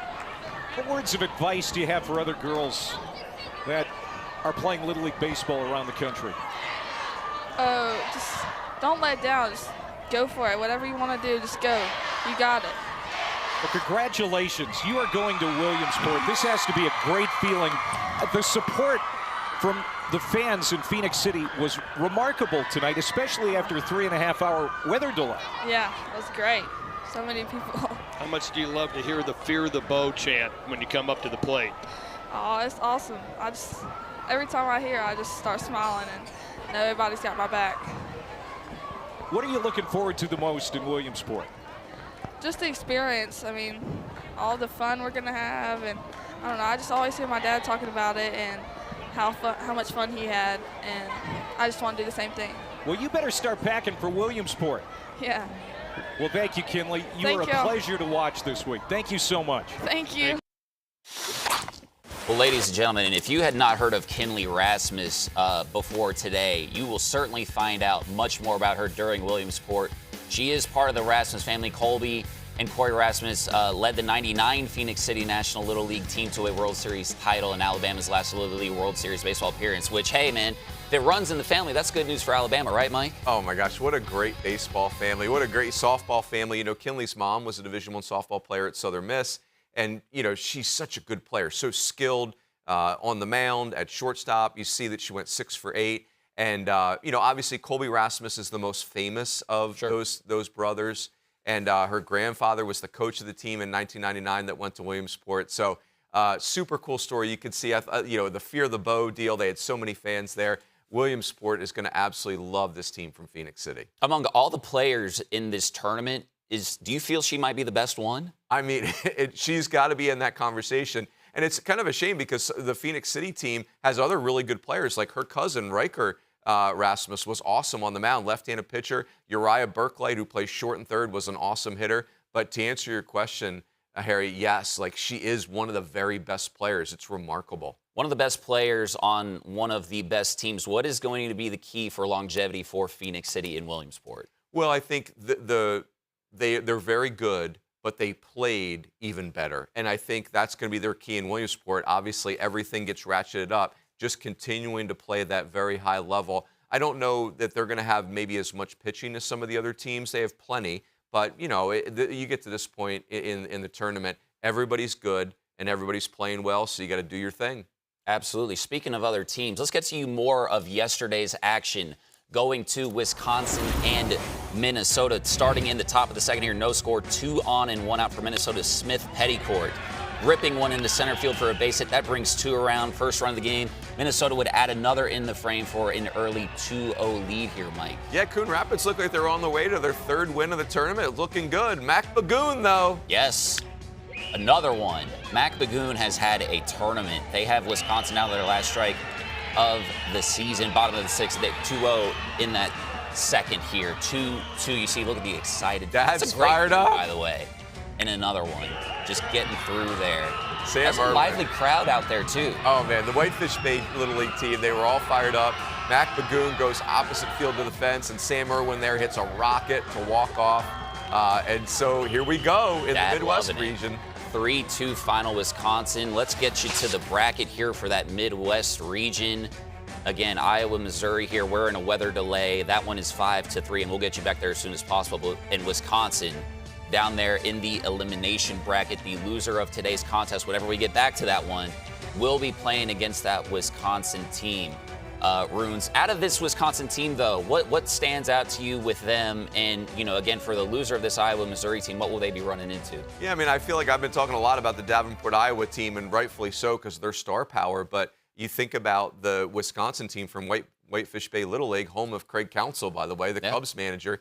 You know, they have 4 left-handed hitters, which is really unusual for a Little League All-Star team. Owen Bergholtz, we saw Sam Irwin, we saw Mac Bagoon. And so I think just the unique part of that, and of course, here I go again, counting out the team from Daniel Boone Little League in Columbia, Missouri, who have the lead in this winner's bracket final. You know, we've seen a lot of games get run ruled or a lot of even big margins, but when you win a game like that 3-2, and you win a tight game like that, what does that do for the mentality of a team, especially one that is competing in the elimination bracket? Yeah, I think for Whitefish Bay, they're maybe not as we're not used to them as much in this region. They're kind of newer on the scene. But I think to your point, like that's massive momentum. You're down to your final out, and your summer is about to be over until it's not over. And so there's a long way to go in this Midwest region.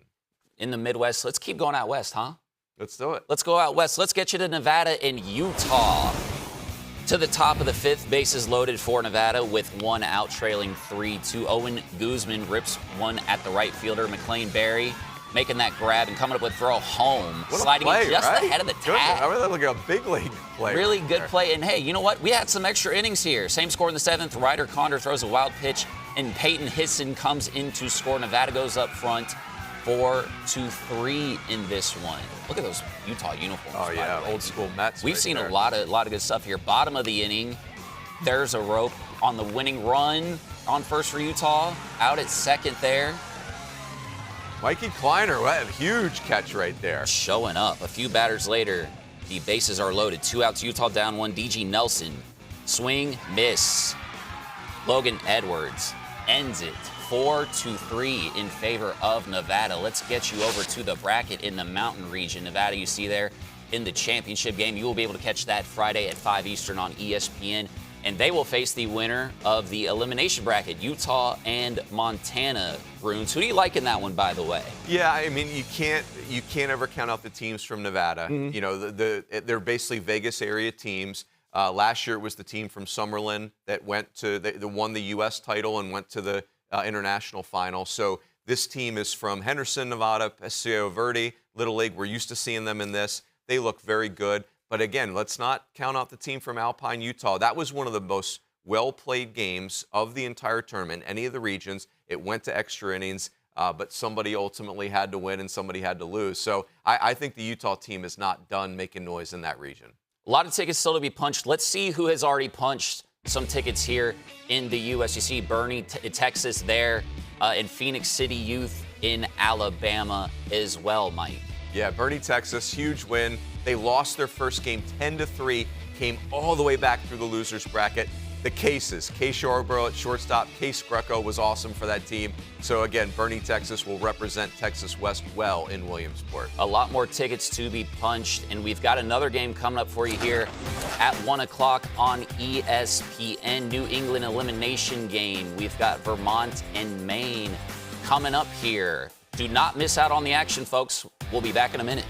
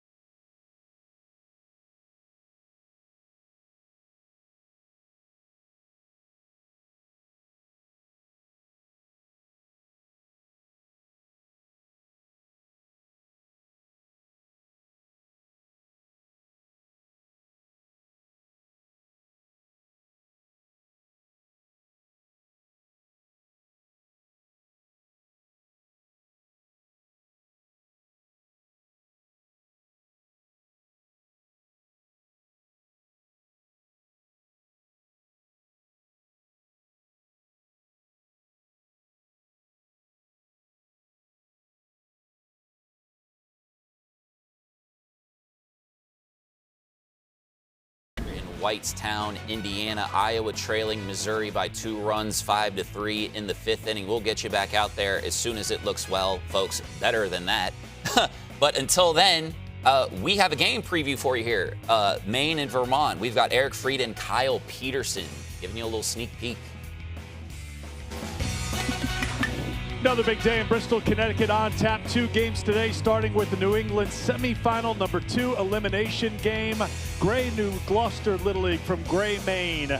Camel's Hump Little League from Richmond, Vermont. Both teams getting ready to take the field. The winner moving on to tomorrow's regional championship game. Eric Fried, Kyle Peterson getting ready to go here today. Obviously, there's some nerves, there's some anxiousness, but what we've seen from these 2 teams on the field, they're just ready for a chance to get to a championship. Yeah, a chance to keep summer going, right? I mean, we're not going back to school yet if you win today, and that's a big thing. And for both of them, they know coming in and a win today means they get at least one more time on this field. All right, here's how Vermont got to this point. Both these teams ran into the Massachusetts buzzsaw. I mean, you can break it down, Kyle. There's different levels. See an early yawn? Yeah, I saw a yawn. I'm seeing some one backwards, sunglasses swag, on top. Don't forget to wear them when you're in the game.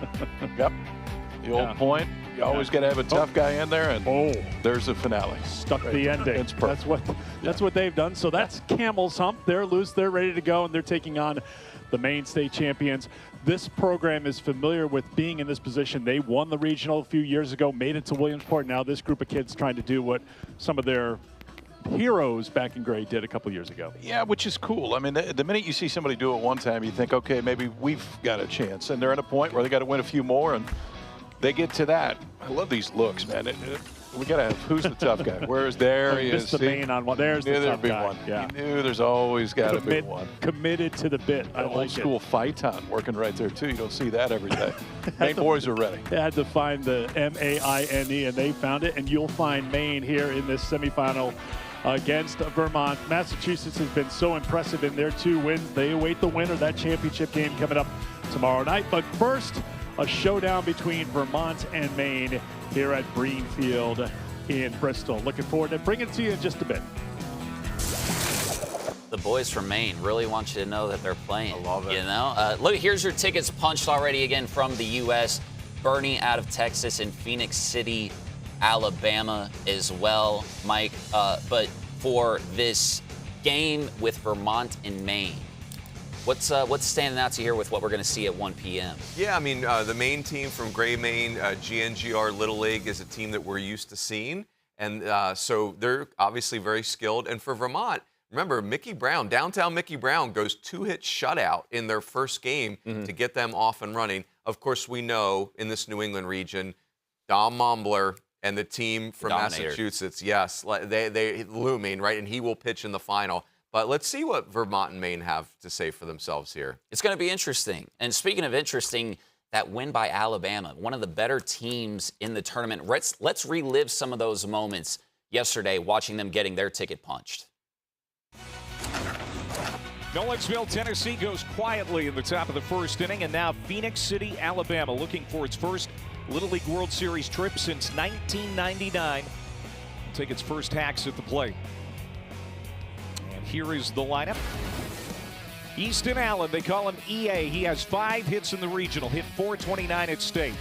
Kinley Rasmus, your starting pitcher, the starting pitcher against North Carolina. A shutout inning of relief against Florida as well. Uriah Burklight, he has been very good. 6 hits in the regional. He's been amazing on the mound. Kason Smith, a natural hitter. Proud that he's learning to speak Spanish. Cam Lee, strongest player on the roster for Phoenix City. Brooks Cameron led the team in hitting at state with a .600 average. C.J. Harrison, the youngest player on the roster, he's 11. Riker Rasmus, also 11. He played in this regional last year as a 10-year-old. Lorenzo Quintero. His dad, Gus, is one of the coaches. Leighton Burt nearly had a hit in his first at-bat against Tennessee. Played a very good game. Cooper Champion dreams of playing in the big leagues. And Jeremiah Taylor, he had a walk-off squeeze bunt at state. They're going to be facing a good one in Julian Frazier. We saw Frazier Saturday afternoon against Georgia. 4 innings pitched, 3 hits, 3 strikeouts, 1 run allowed. Really nice fastball, same as Kinley. Good location, good mechanics. He will be moving the ball in and out. We're going to see a very well-pitched game today. Easton Allen, he had a couple of triples Saturday against Tennessee. Also pitched an inning and a third of relief in that win. 5-2, and 5 runs and 11 hits. They scored in every inning but the first. Frazier misses outside. He's behind in the count here, 3-0. Julian Frazier. Winning pitcher Saturday. A victory over Georgia. Throws his first strike. Top 3 in this Alabama lineup with Easton Allen, Kinley Rasmus, and Uriah Burklight are 16 for 23. A couple of triples and 9 RBI. Frazier fields the comebacker. After falling behind, 3 balls and no strikes, gets Allen to ground out. Here's the defense for Nolensville, Tennessee, and it's been one of the better defenses in this regional. Neither of these teams recorded an error in their first matchup. Yeah, both of these teams rock solid, very well coached. We are going to see a rock solid game on the field just by the way these guys play, so athletic.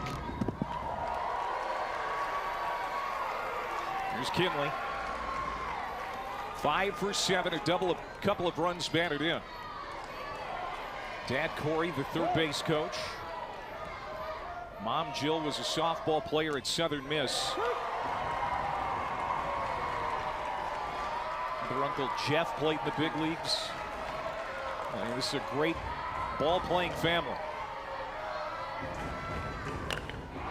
Hit toward the gap in left center. And that's going to get down for a hit. Rasmus rounds first. She is going to hold up there. And so Phoenix City is in business with one out here in the first. She is so comfortable in the batter's box. She can stay back. She knows she can catch up to the fastball. Gets this breaking ball. Drives it into left center. I mean, just a great approach at the plate. So disciplined. No panic with 2 strikes. 6th hit of the tournament. She wants to get to that Little League World Series like her dad and uncle did. And now Uriah Burklight playing so well in this tournament, both on the mound and at the plate. A triple and 5 runs batted in. He is 6 for 9. That pitch is wide to Burklight. A ball and a strike. Saw him get the win on Saturday against this Nolensville team, and he was lights out. So many of the pitchers have been good for both of these teams, but you look at Burklight's effort, Greg, and I mean, 42 of his 52 pitches were strikes, and he is available to pitch today. That's one of the nice things for Alabama. They had a day off yesterday, and that really came in handy. Yeah, they got Burklight back. They've done a really nice job of navigating their pitching staff, using the day off, getting everybody back for today but one. Burklight wears that one. So Rasmus with a hit, Burklight hit by a pitch. And now 2 on with 1 out for Kaysen Smith, the cleanup hitter for Phoenix City. Yeah, breaking ball just backed up a little bit on Frazier. We've seen him in jams before. I mean, no panic, no urgency. Looks like just another day at the ballpark for him.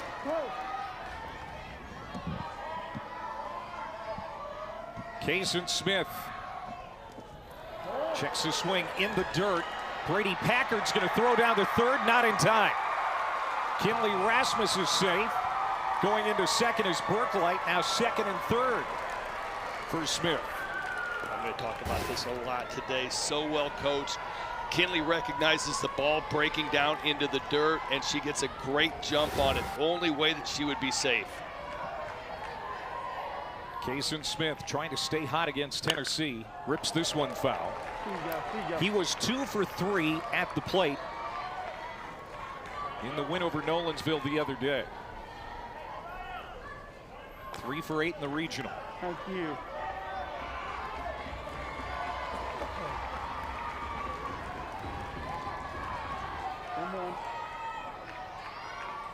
What? Ball under strike to Smith. Alabama trying to jump out in front here in the first inning. Look out. That's going to get away from home. Kinley Rasmus scores the first run. Initially, I thought that hit Kaysen Smith. It's a wild pitch. A run scores, and Phoenix City is on top. I don't know how that didn't hit him. Looked like it might have went between both feet. It actually did. It went in between his legs for a wild pitch.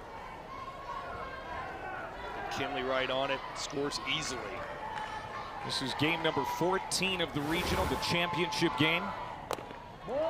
And the team scoring first in this regional has won 11 of the 13 prior games. Yeah, we've seen a couple of comebacks from the 4-0 deficits, but there has not been very many. Alabama was one of them. Overcame a 4-run deficit against Florida. Jump foul again, full count to Kaysen Smith with Cam Lee. Powerful hitting center fielder on deck. There's Case Rasmus, Riker's dad. He's in the first base coach's box. He is the manager of this club. He's wearing a mic for us.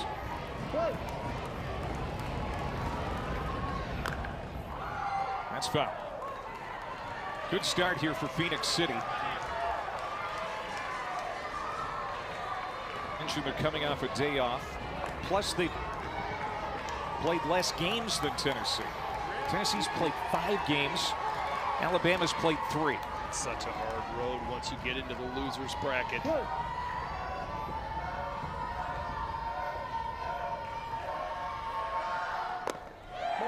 Downstairs, Kaysen Smith draws the walk.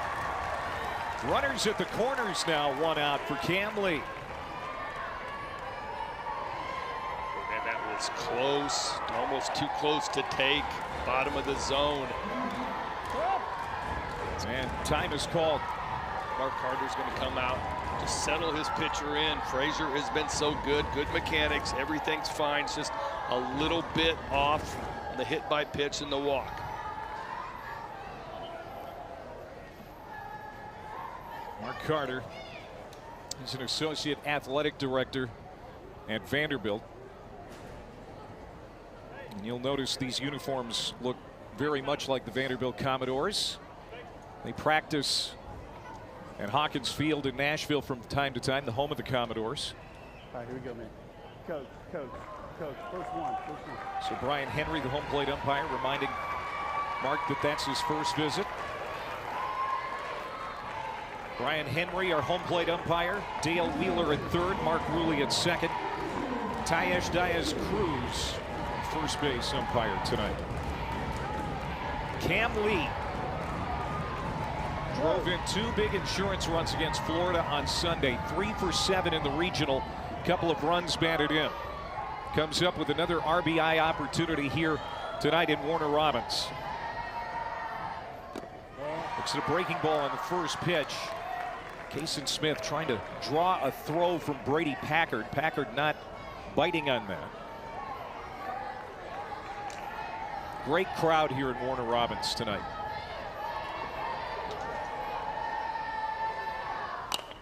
Fastball fouled away. Ball and a strike.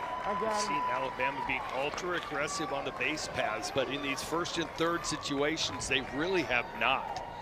They have kind of let the inning play out. They have not tried to steal a base, get into a rundown. They have not done that all week. Cam Lee, parents Carla and Christopher, outstanding center fielder. Checks his swing. Packard is going to throw. Now play at the plate. In standing up is Berklight. And Smith goes to second. How about Berklight coming home, confident enough to do so standing up? I mean, the defense was positioned perfectly. So the catcher throws down to a second baseman that's crashing. And if this throw is on line, we got a bang-bang play, but throw offline. The speedy Berklight able to get in there without a tag. So Phoenix City with a 2-0 lead here in the first inning. 2-2. Cam Lee at the plate. 5 home runs during a 4-game stretch. Earlier this season, he's got a ton of power. Chases that one out of the zone. That was a nasty slider from Julian Frazier for his first strikeout. 2 away here in the first. That's what we saw on Saturday. Nasty slider. He's got a really good breaking ball. He's shown a curveball, little cut slider. That one starts on the outside corner, dives off the plate. Cam Lee cannot lay off. 2 down now, and Brooks Cameron at the plate. 0 for 4 in the regional. This guy is a team leader for sure, especially behind the plate. He'll be catching for Phoenix City in this one to start. Had a great state tournament, batted .600 there. His parents, Brent and Michelle. Has 3 siblings. Coaches love him. So hard-nosed behind the plate. Frazier trying to navigate this inning. Already down here, a couple of runs. It's a pressure-packed situation for these 12-year-olds, mostly 12-year-olds. Especially Nolensville. They have so much to live up to, Greg. I mean, this Little League has been in the regionals 5 of the last 6 years. I mean, it's utterly an amazing run. Get to Williamsport 3 times during that run. Nobody has done that before in U.S. history. That started in 2021, and again in 22 and 23. Phoenix City hasn't been there since the 90s. Outside and to the screen. Cameron draws ball 4. Moving up to third is Kason Smith. Runners at the corners again. All right, something to keep an eye on, and I've got to be honest, Clay, this bothered me as a pitcher. Baseball's getting a little bit wet. The outfield grass has had the rain that we saw for 3.5 hours. The grass behind home plate has gotten wet. The infield has been dry because it's been under a tarp. And we were seeing Julian Frazier going to that rosin quite a bit, trying to get his hands dry. He's getting a wet baseball coming back. And he is struggling with his command. This is not the Julian Frazier that we saw on that dry day on Saturday. 31 pitches already here in this first inning for Frazier. Cam Lee now the runner at first base. Brooks Cameron the catcher, getting the courtesy runner with 2 outs. Now Frazier dealing to C.J. Harrison. Lee trying to coax a throw. Now the throw to third, and they get Kason Smith. Too far off the bag. And that ends the inning. Wow, what a way to get out of the inning. These NOLA boys are rock solid defensively. Fake the throw down to second. And Kason Smith just gets off just a little bit too far, thinking he might steal home. Big out to get out of that jam. You're looking at beautiful Whitestown, Indiana, currently in a weather delay. Iowa trailing Missouri by 2 runs here, 5-3. That game will conclude on ESPNU. We will be back right after this.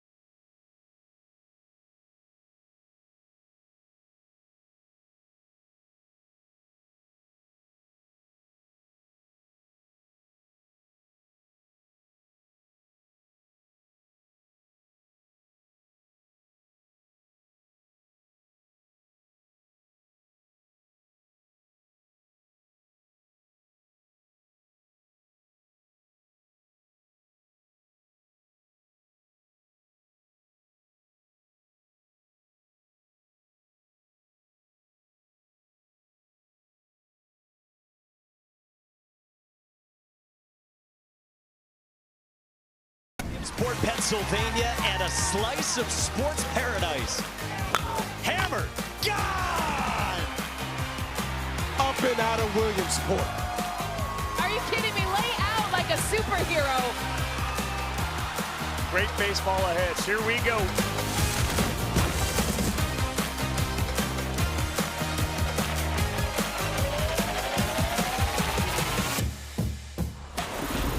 Iowa, Missouri currently in a rain delay, but let's show you the action up to this point. Bottom of the first, no score. Ben Missler reaches home here on a drop, third strike. Missouri going up early, 1-0. We saw, Mike, that Iowa was a little rattled, by this one. But bottom of the second, same score, bases loaded. Mason Piskulik singles and 2-run score. Missouri extending that lead to 3-0. Yeah, Daniel Boone Little League from the Columbia area, they were on it early. Top third, though. Iowa down 3-0. They're chipping into this one, baby. Cooper Tisson. Hard-hitting Cooper Tisson. See, Yard can't hold him. Iowa getting on the board, but still down 3-1. This one still getting competitive here as you see the celebration. And there's Ben Missler gone. I know the wind's blowing, but that didn't matter for that one. Ben Missler threw the ball great, going deep sauce right there, having a ball game. Fans real excited about it. And again, that one 5-3. The conclusion of that game will be on ESPNU. But thoughts on this game that we're not going to see concluded here on E1. Again, you could finish watching that one on ESPNU when it does resume in Whitestown, Indiana. But thoughts here? Yeah, the team from Missouri has outplayed the team from Iowa, but the team from Davenport has hung around. And their first hitter when we resume play, hard-hitting Cooper Tisson. Let's go. That's right. Iowa's been hanging in there, man. They got some fight to them. Now, we are going to be going down the street here to Bristol, Connecticut for Vermont, Maine as well. Thoughts on this one coming up here? You see Drew Clark there for Maine, 2 for 4 with a triple run into RBI so far in this region. Yeah, Drew Clark and Wes Connick from the Maine team have been awesome. And the beautiful weather here. What else in this game for you stands out? What should folks be watching for at home? Yeah, I think that in this New England region, the team from Massachusetts has been so dominant, and obviously Dom Mumbler is one of the famous names, and he will be ready for the finals. But for the Vermont team, they've been scrappy, and Mickey Brown was excellent through a 2-hit shutout in the first game. So, I think for Maine and Vermont, they're two very good teams, but Massachusetts is looming. What's the X factor here for Vermont and Maine? Yeah, I think it's at this level of play, be aggressive on the bases, throw strikes, and play catch. If you do those 3 things, the hits will come and you'll be in good shape. Absolutely. And hey, they're going to be running into a buzzsaw in Massachusetts, but hey, you got to play the games on the schedule, right? That's right. That's right. That's absolutely. Let's get you down the street here to Bristol, Connecticut. We ought to, it's right there. You want to take a dive over there? Eric Fried and Kyle Peterson have the call for you, ladies and gentlemen. Enjoy that game. We will be back here waiting on you.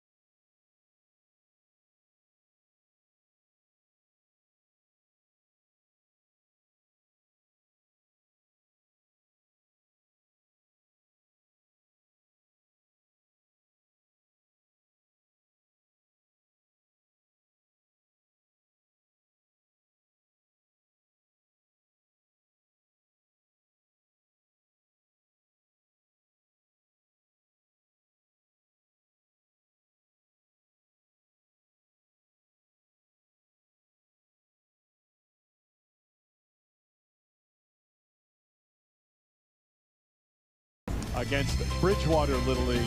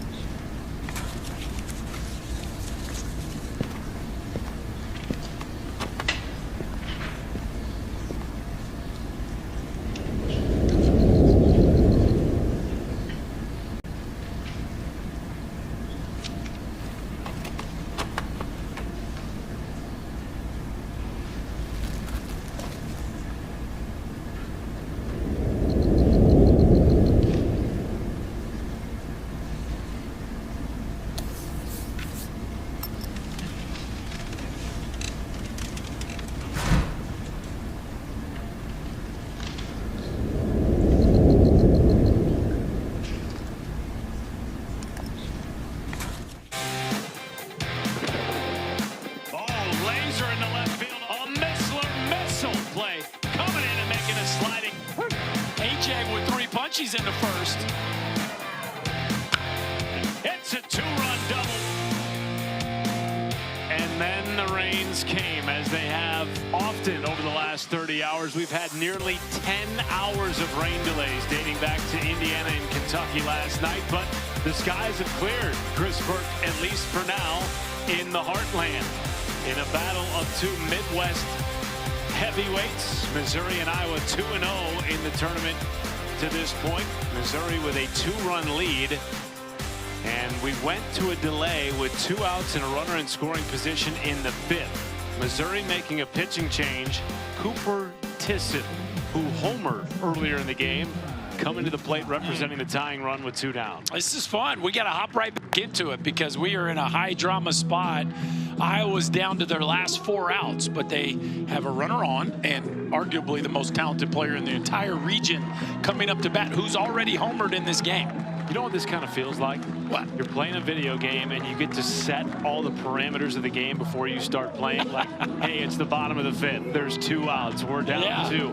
Bam. Just set you right in it without any lead time, really. That's how long it's been since we stopped playing this game. Feels like yesterday that this game began. Yes, and I tell you, for this Missouri club, like, you got your hands full because Mason Paskulik, the pitcher who's coming into this ball game, you know, he's entering the game fresh. Obviously, it feels like a start, yet it's really more of a save situation here. Right. So we've had a flash flood warning going essentially all day. It's still in effect, by the way, here in Whitestown. Look at all the water that the squeegee dumped out on the side of the field. Pretty amazing. The field crew here at the Little League Central Region headquarters in Whitestown, they've done a fantastic job. Deserve a lot of credit for getting us ready to play, as Mason Paskulik will pitch. Had a 2-run double at the plate earlier in the game.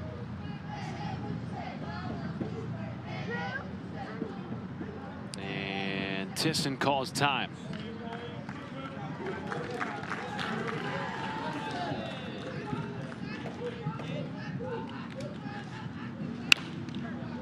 Tisson, first pitch swinging into left, drifting to make the catch is Reed, and that will do it for Iowa in the top of the 5th. Missouri carries a 2-run lead into the home half.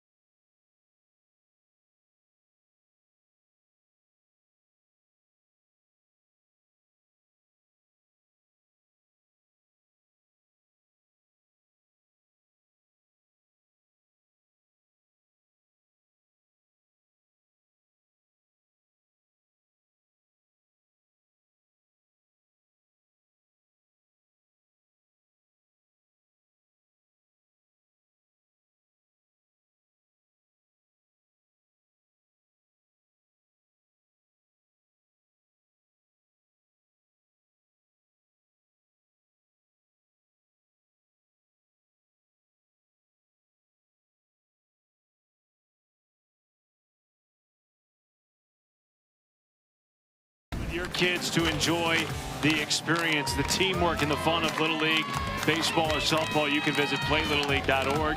Enter your address, find a Little League community program near you. I always find it fascinating to see how young guys and gals incorporate ESPN into whatever sign they're creating.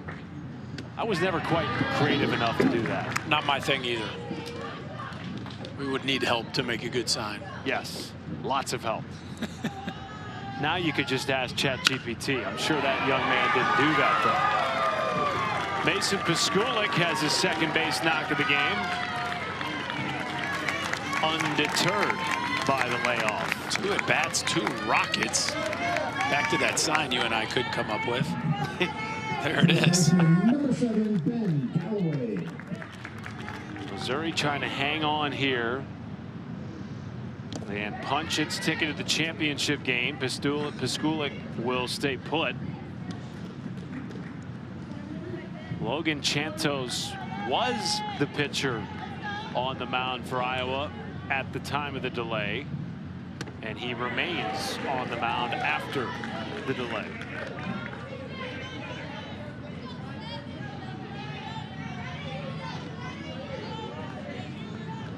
He waited 4 hours and 45 minutes, roughly.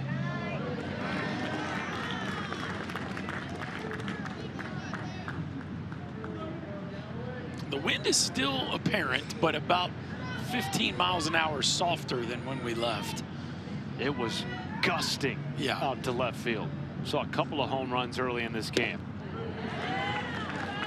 Probably at about maybe 5 to 10 now. It had to be 20 when we left.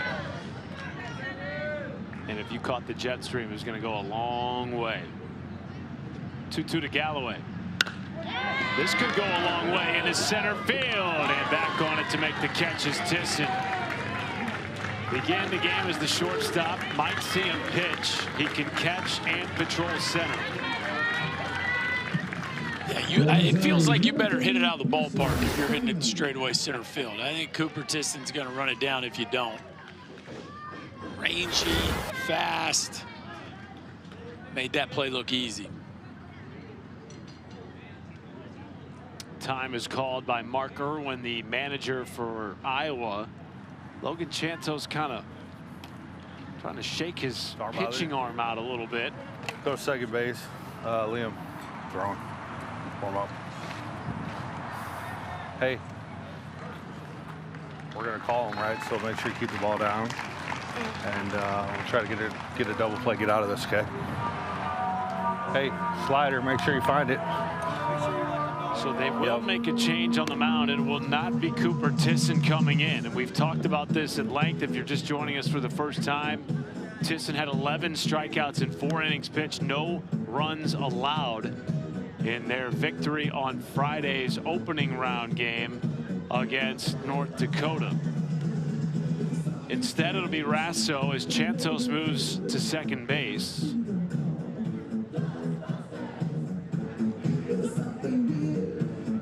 And hopefully for him, that's just a little bit of discomfort from all the throws he's made today. Well, and part of the conversation around when to put Cooper Tisson in the game is if you put him in this game and you don't come back and win, and then he has to pitch you to the championship tomorrow, then obviously you burned him for the championship game. And so I think because you can't pitch 3 days in a row. So the issue with managing his pitch usage is not so much who do they want to put in the game, but how do they want to use him here over the next few games. High stakes moment for both teams. Speaking of high stakes, doubleheader on the Major League Baseball front later on tonight. Mariners, Yanks, 7 Eastern. Rangers, Angels at 10. Yankees took game 1 against the Mariners 4-1 last night, looking to secure their grip on the top AL wildcard spot. Just 6 back from the Rays in first place in the AL East. Back to baseball. Pearson Steinle pops it up behind home and out of the reach of Crew Neff. Thank you. Missouri with 13 players on its roster. Pearson Steinle batting in the 13 spot. Top of the order looming for this all-star team out of Daniel Boone Little League in Columbia.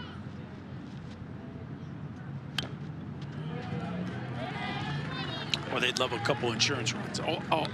Excuse me, Iowa, 2, 3, 4 coming up next inning. So you feel good with 2. Boy, you'd love 3 or 4 run cushion going into the meat of that Iowa lineup.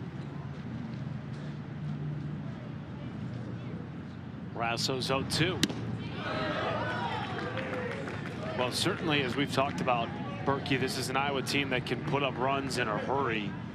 Saw that, of course, as we mentioned, their 13-0 win against North Dakota. They put up 6 on Saturday against South Dakota. Good breaking ball. Did not offer at it on the appeal up to first base umpire Jeremy Oakley.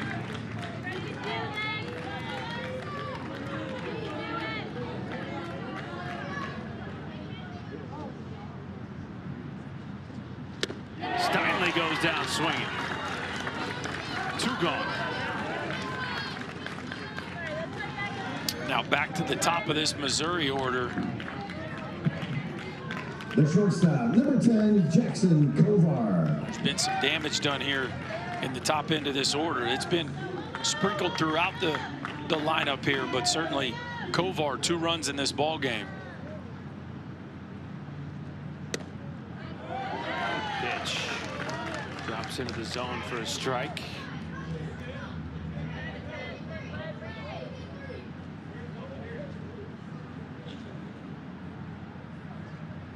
The pitching dynamics of this tournament are always one of the most fascinating things to discuss, particularly at this point. Played a couple of games. You're now looking ahead to the last couple of games, including a championship on Friday, and how you manage pitch counts. If you can remember back this far, Berkey, Anthony Johnson Jr., the now first baseman for Iowa, started this game. Yes. Through 35. So he needs a day of rest, but he would be eligible if they're able to get to the championship day. So if somehow they pull a comeback, they'd have Tisson and Johnson ready to go, which would make whoever advanced to face them be in a really, really tough spot. Walk drawn by Kovar. That's his 2nd time aboard on a free pass. And now 2 on and 2 out for McCoy Northweather. 32, the catcher, McCoy Northweather.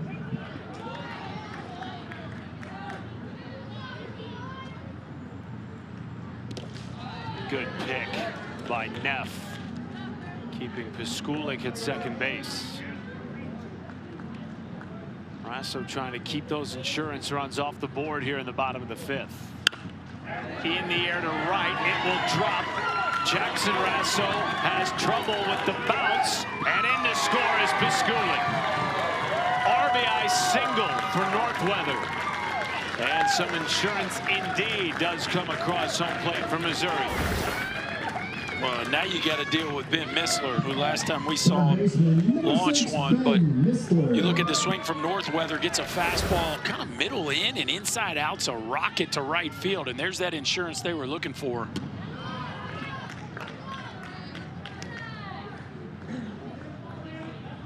Missler took advantage of the jet stream in the 3rd inning earlier today. 2-run homer to the left center field alley. Takes a big cut for strike 1.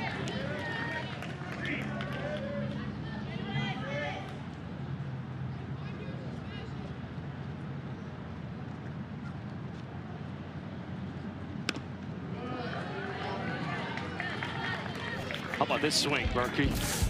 Yeah, we talked about the wind, but I don't know that this needed much help. Just a rocket, not necessarily a high fly ball, just a missile to straightaway left. And once it got up in the jet stream, we had no thinking to do about that one. It ended probably 1 hop into the lake.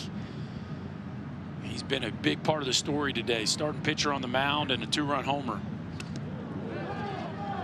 That catches Missler, but did it hit the bat first? Appears it did. Time has been called here by one of the Missouri coaches. They might want to take a look at this, and in fact they are going to challenge the call on the field, which I believe is a foul ball. Yeah, usually the hitter's initial reaction tells you all you need to know, and he kind of stays in the box, and then afterwards, maybe, and I'm not saying it didn't clip a little piece, but boy, it looks like it catches almost all of the knob there. Agreed. Still probably hurt the hands. Yeah, it could also just vibrate, right? There's just the shock of it. But I think that call will stand. Did you wear batting gloves? I did. Yeah. Does that help with something like that? I mean, not if it catches you. Yeah. A zinger's a zinger. Yeah, if it hits you on a knuckle or the bottom of your hand, it's not much that's helping that.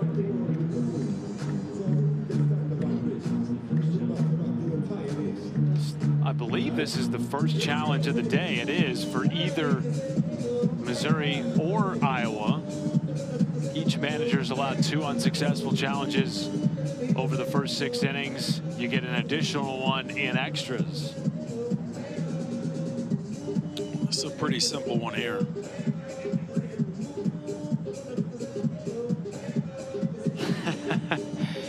We've had nearly 10 hours of rain delays in the Whitestown Regionals. All of that, by the way, has come since yesterday. Yeah, this is a first. I've been doing the Central region for a while now. I can't not think of a worse weather week. I don't think there's a close second. Those 9 hours and 54 minutes good for team bonding, team meals. I'd say they've spent plenty of time together this week already. That's probably true.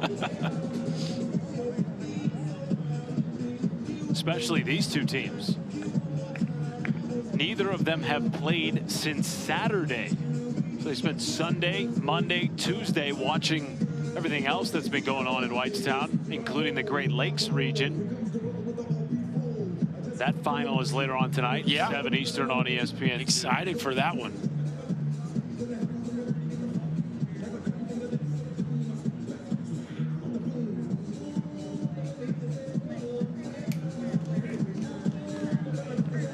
And the call will stand.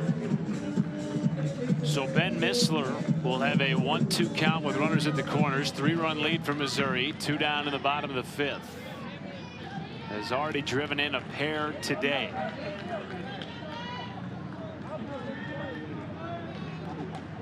Rasso misses with a breaking ball.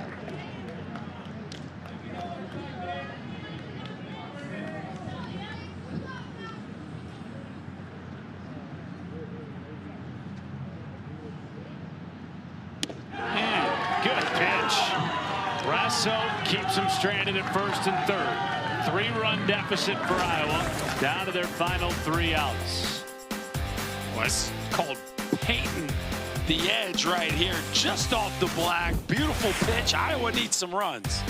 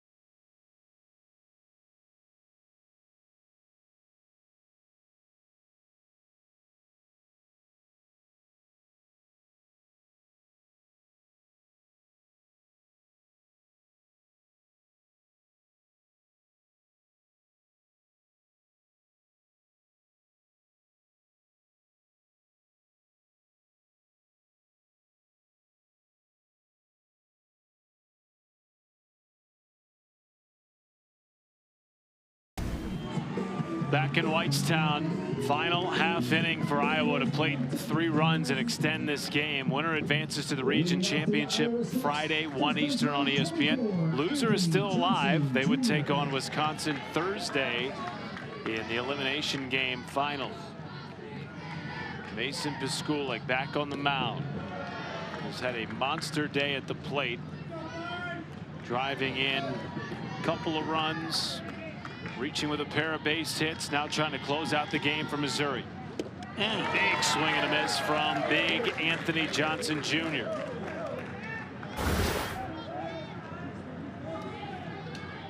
This is called spinning the full dollar right here. That's letting it rip. Cue balled and foul. Johnson has some serious pop in that 270-pound frame. Has homered in the tournament while driving in a pair of runs. Dad coaching first base.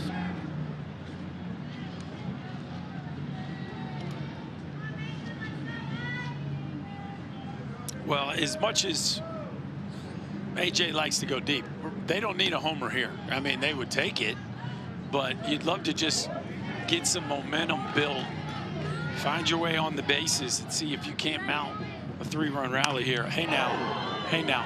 Moonshot, it'll be foul over the seats in right field. I didn't say I didn't want to watch a homer. I'm just saying they maybe don't necessarily need that. That went a long way. That's as far as any ball I've seen hit at this field. I mean, that ball is way over the bleachers. That's home run derby distance there. Dad was thinking that's a goner. There was pretty good odds the next pitch was going to be down and away after that. Nice job by Mason Pasculic. Don't throw it there. Look how deep Carter Bexton's playing at second base now. I like it. He is literally in shallow right field. I would have the whole overshift on him. I put third baseman up the middle, shortstop out there in shallow right field as well. I mean, I don't think he's going to hit a backside ground ball. In the air to left. Hey now. Drifting back. It's off the wall. AJ thinking 2. Stand-up double to start the 6th for Iowa. And if he'd have hit that 5 hours ago, it'd been in the lake. There is hardly a breath of wind right now, but that ball was just feet from being his second homer here in Whitestown. We saw him pull a homer early in the at-bat, just a touch foul. This is a little backside job right there, and that's what they were looking for. Cannon Kane lays off ball 1.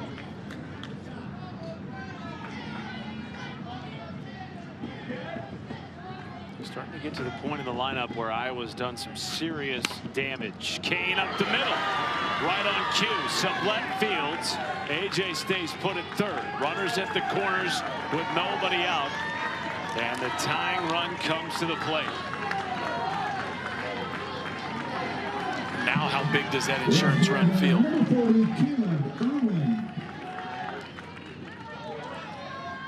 Monstrous. Yes. Caleb Irwin. They will let Kane take second without a throw. First base open now for Irwin. Nobody out.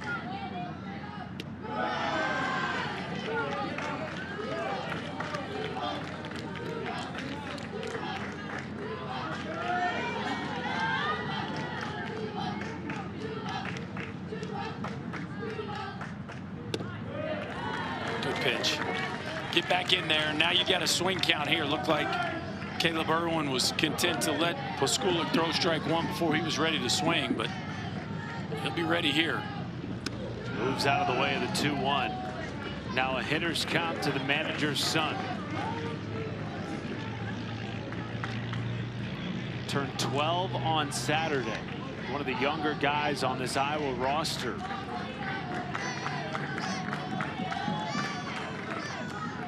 He's already driven in 3 runs in the Midwest Regional. Takes the hitter's count down the line and left. Fair ball. 2 will come in to score. Irwin cruising around second. Digging for 3. It's a 2-run triple for Caleb Irwin. 1-run game in Whitestown.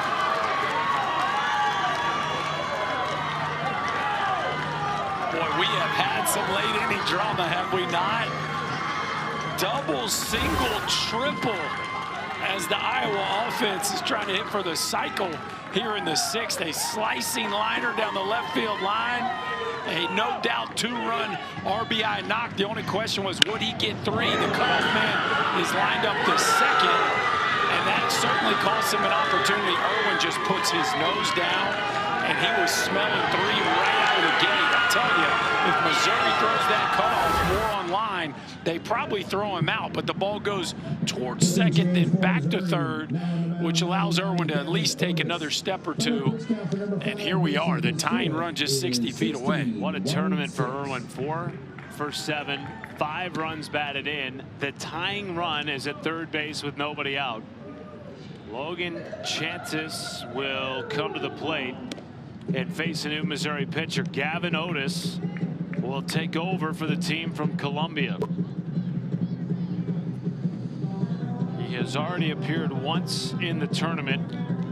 Went 3 innings, struck out 2, walked 3, gave up 1 earned run on 5 hits. Yeah, one of their better arms. Threw right out of the gate in their very first game of this tournament against Minnesota. So certainly one of the guys they trust the most. Coming into a tough spot, a tight spot. Now don't forget, they get to hit last. So even if this inning finishes with a tie, they still have a great chance to win this game. Strike to Chantis. 0-2. He has singled and driven in a run today. Did he go around? No, says Jeremy Oakley.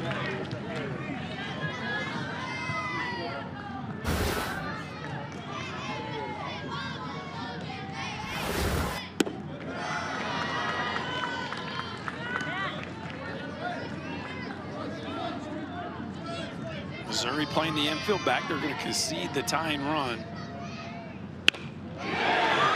Doesn't matter. Another line drive to the outfield. And without recording an out, Iowa has tied this game in the 6th.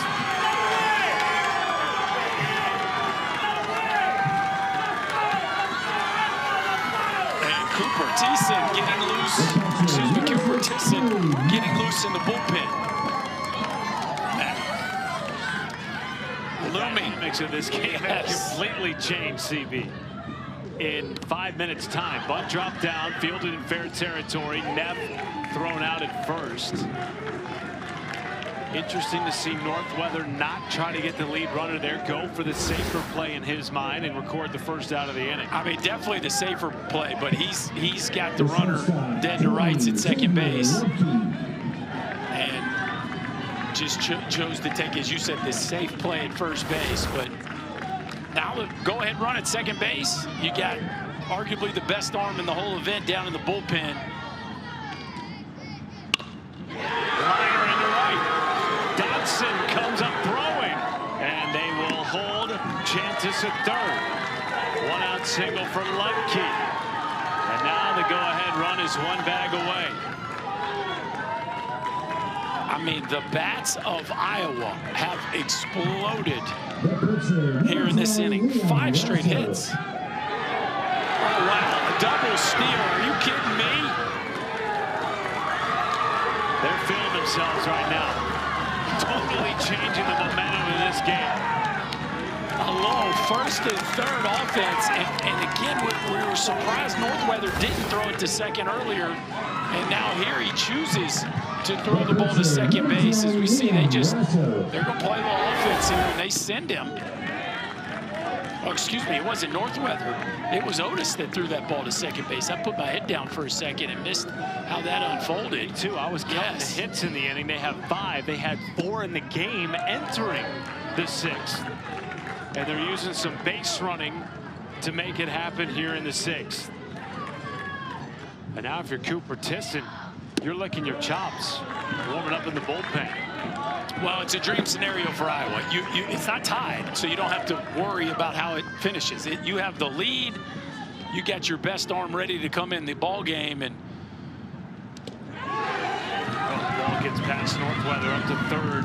Ludke. The wheels are wobbling here for Missouri. You got the potential to add on, and if he throws, I mean, you got plenty of pitches to work with if you're Thiessen, because you get off day tomorrow if you win this game.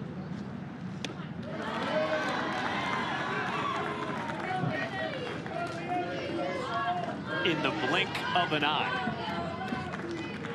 This went from a 3-run Iowa deficit to a 1-run Iowa lead as Liam Rasso draws a walk. Now he's going to steal. Otis spins and fires home. Not in time with a tag. The exact same play. 2-run Iowa lead. Yeah, they just got the wheels turning right now. That's how you handle it if you're Otis. You look at the runner first, and if he goes, you try to throw him out the play. Now, I would imagine we're going to get a challenge here on that play at the plate, which looked awfully close. It did, but on first glance, from my vantage point, I thought he was under the tag. Thought he got under the tag. Now, again, the last time Otis just turned and threw it in the center field. This time, he's learned up on it. He's coached up on it. He's like, wait, they're trying to steal home. Let me turn. And he fires a strike to the plate. The question is, does the tag arrive in time? Oh, he gets a little stuck there, Matty. The foot is definitely there first. Is it on the plate? Is it on the plate? Yeah. Is it on the plate? Boy, it looks like the toe is on the edge of the plate, doesn't it? This is a good look here. We might be in for another lengthy review here. His foot kind of gets stuck as he's starting to slide. This should tell us right here.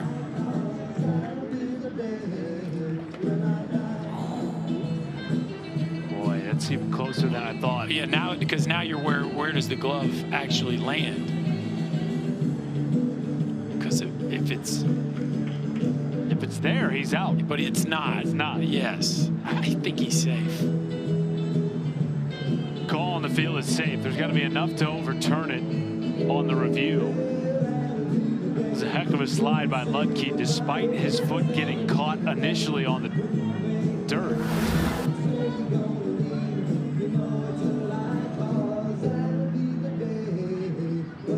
If it stands, it would be a 2-run lead for Iowa with a runner at second base and Tate Devaney at the plate. Still only the 1 out.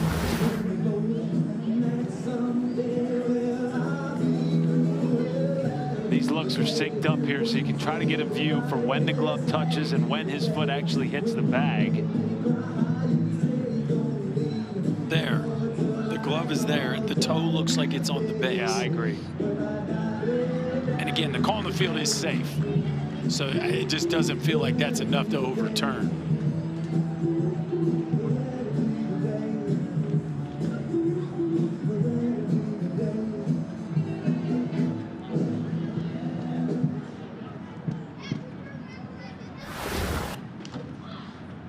Man, Missouri's got to feel like they've just been hit by a truck. With the momentum wave that has crashed down on them in the top of the 6th. 5 runs in what feels like 5 minutes. Yeah. They were in control of this game. Yeah. Double, single, triple, single, sack, single, walk. That's catching a heater at the right time. Yeah.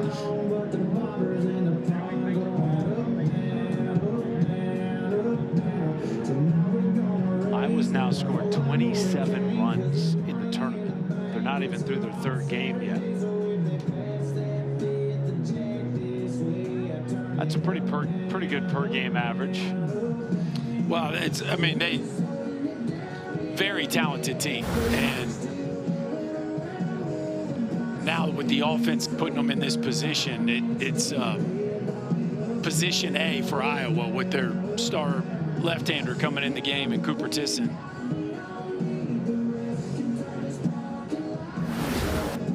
Safe is the call. It stands. And now Cooper Tisson, assuming he's going to come into this game, will have at least a 2-run lead.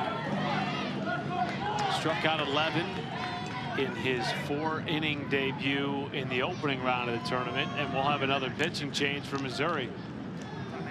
Strike out here. You gotta stop the bleeding. Hey, Henry Reed will take over for Gavin Otis.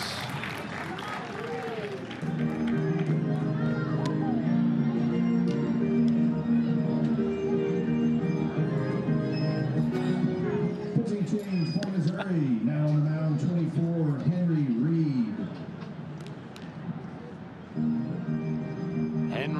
Reed will be tasked with stopping the damage here in the 6th and keeping it a 2-run game for Missouri.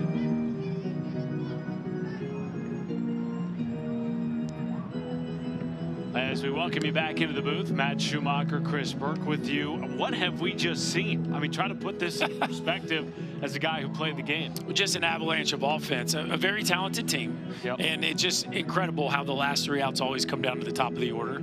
It just feels like that's just baseball. If you're going to get a team off the mat, you got to get the best hitters out, and they were unable to do that. Started with big A.J. Johnson getting it going on a backside double, and then the team fed from there, and this 5-run outburst doesn't look like it's slowing down here. No, they might still be going. Yes, right now, if you're Iowa. And so now the task for Missouri is, how do you stop it? You bring in H.C. Reed. What's he got to do here? Well, obviously strikes. What you can't do is allow free passes. Grasso just got on via the free pass. What you don't want to do is start getting scared of the strike zone. Yes, this is a hot team, but you also now have kind of weathered the scariest part of their lineup, and so they need Reed to just come in here and fill up the strike zone and make sure they don't get back to the top of the order.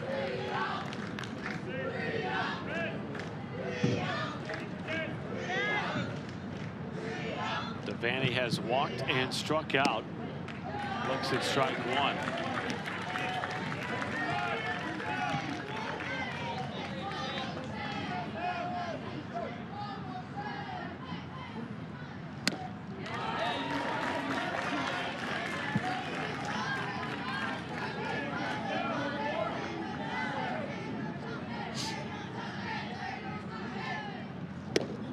Misses inside. There's the free pass. Back-to-back for Iowa. For Iowa, 14, Licinius. Twice has stolen home in this inning. Yeah, give them credit. They did not play like a team that was worried about losing this game. Obviously, the offense got it going, but then they ran the bases with the gas pedal down.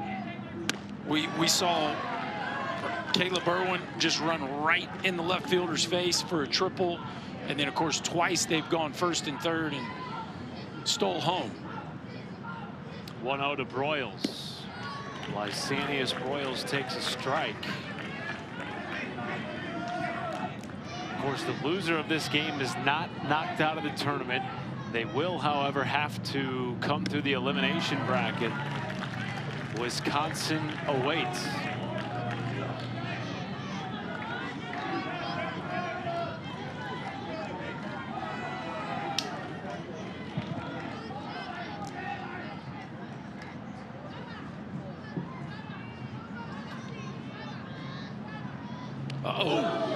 That catches Broyles. Bases loaded. 3 straight free passes. Well, you can tell Henry Reed's got a big-time arm, but the first time he pitched in this regional, he did walk 3 batters. And so, you know, the command can get a little loose from him. Already a walk and a hit by pitch in this one.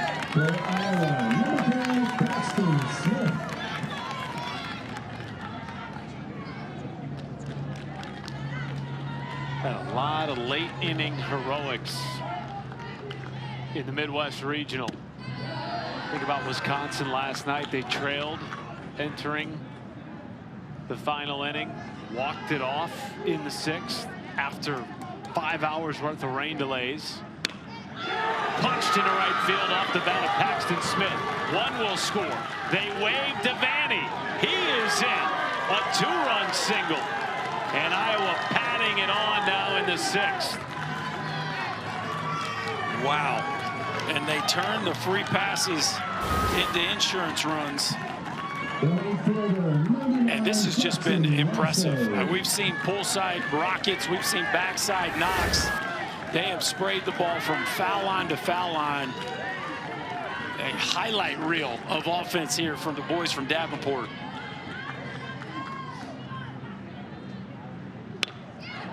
Now, if you're Missouri, you're just desperately trying to get out of the inning. Well, and with one out, you're about to face Tisson and AJ again. Oh, by the way. Yeah. AJ started this inning with a double off the wall. Oppo. 0-1 to Jackson Rasso.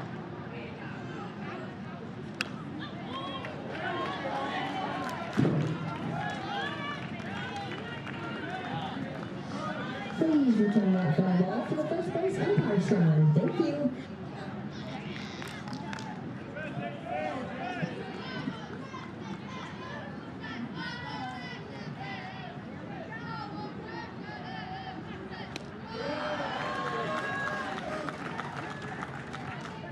Still the only out of the inning recorded by Missouri was on a sacrifice bunt. Runners at first and second for Iowa. One down and a 1-2 count. Typically, when you see these kinds of innings, the defense participated a lot in the outcome. Tons of walks, hit by pitches, errors. And yes, there's been a few free passes here of late, but this is, for the most part, just been an offensive onslaught. Needed it from H.C. Reed. 2 down. And the lineup turns over. Cooper Tisson, a Team USA prospect. One of the top 25 players in the country. Digs in. And he likes to swing at the first pitch. Good take. There's a really nice rhythm to this dude's move. He stands pretty vertical, kind of a la Griffey Jr. back in the day, but then he really does a nice job of getting loaded into his lower half. It's a kind of a modern move. A lot of guys are kind of doing that high to low move where you start really vertical and then work down into the ground, and he does it pretty smoothly for a 12-year-old. Oh boy. Hasn't seen much to hit here. No. Rio. And again, it'd be easy to think you need to be careful with Tisson until you look on deck and you see big Mr. A.J. Johnson Jr. That's a strike. Tisson thought ball 4. He's going to have to pick up the bat.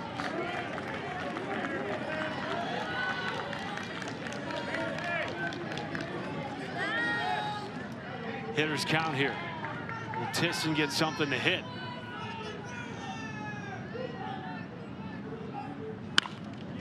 Chopper gets through the diving glove of Kovar, waved around third, and scoring is Broyles.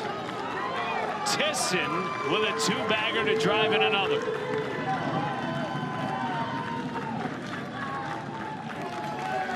Well, and again, they continue to use the whole field. They continue to reach base by driving the baseball. And can you pitch to Anthony Johnson right here? They have officially hit through the order. Up the middle. Long throw. It is made in time. A monster inning from Iowa. Entered the 6th down 3. They played 8 in the 6th. And they lead it by 5. Missouri down to its final 3 outs.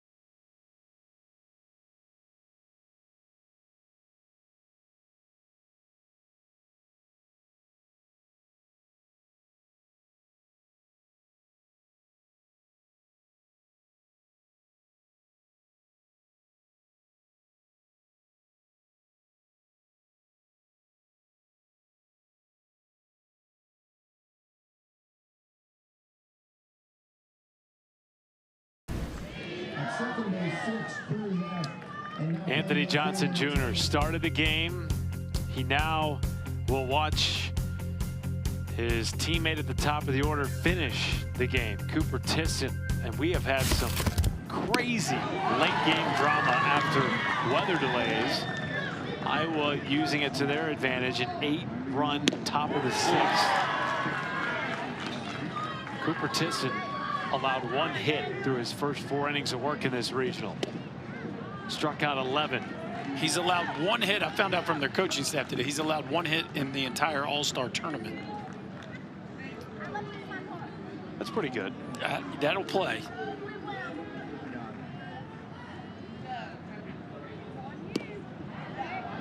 Misses to Ben Sublette. Should the score hold, Iowa would get the day off tomorrow and play for the championship. Tisson has that on his mind. 1 down. Missouri would play again tomorrow and have to come through the losers bracket against Wisconsin to get a rematch with Iowa for the title. That's just gas right there. He can spin a breaking ball now too. Inside ball 1 on H.C. Reed.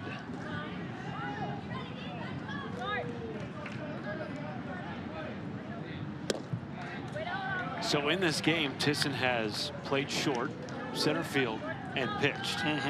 Hit a homer. Casual. Yeah.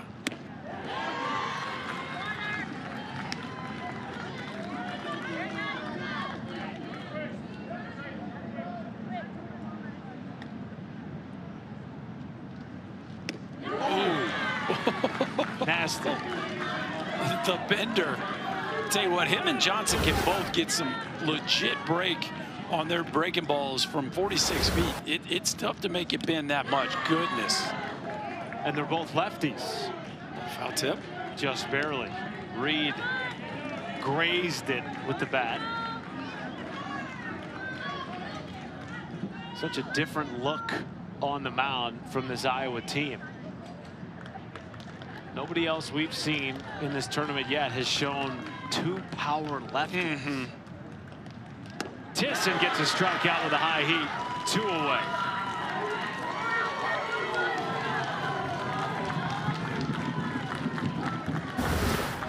Second baseman, 28, Carter Bexton.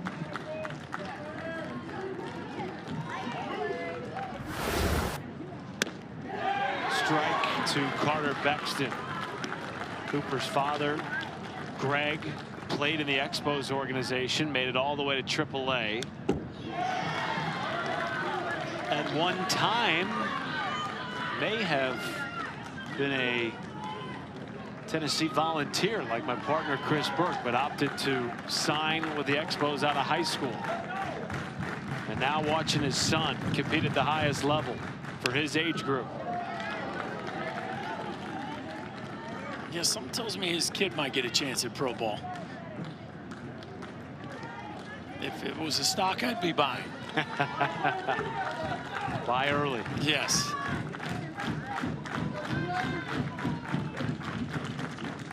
Oh, 2.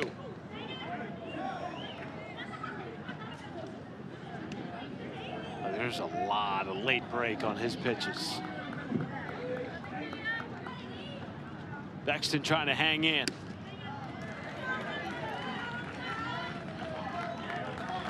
That's a good way to describe it. You're facing an arm like this.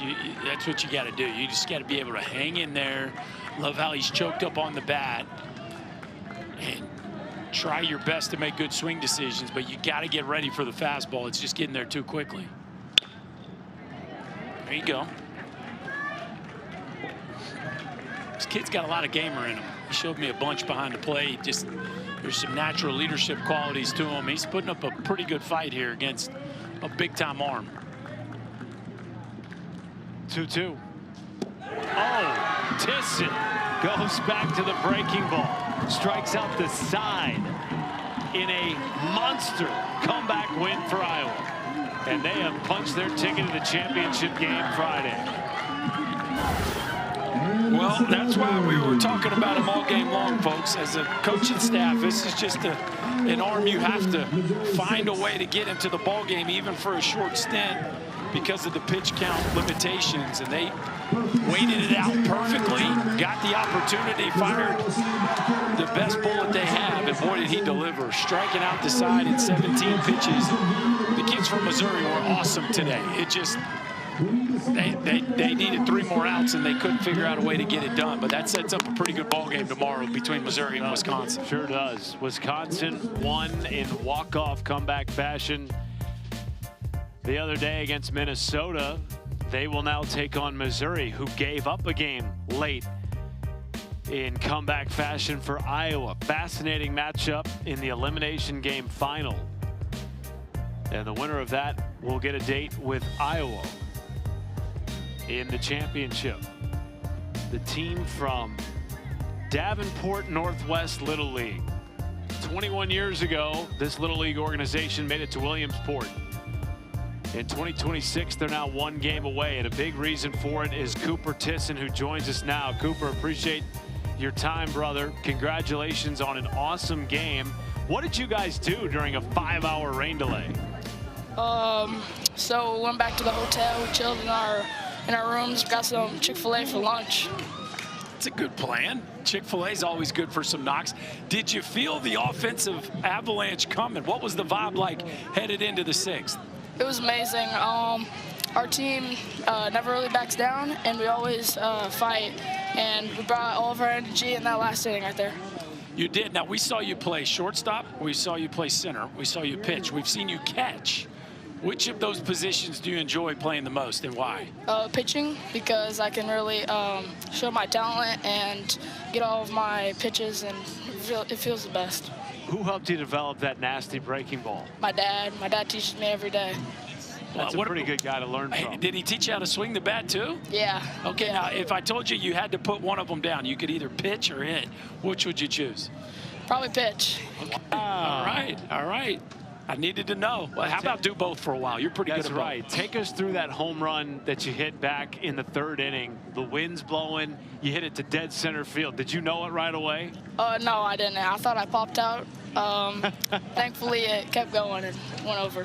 Hey, one more question for you, Cooper. This team, a lot of you guys have been playing together for a long time. A lot of the guys go to the same grade school. How cool has it been to be on this run together, now 1 game away from Williamsport?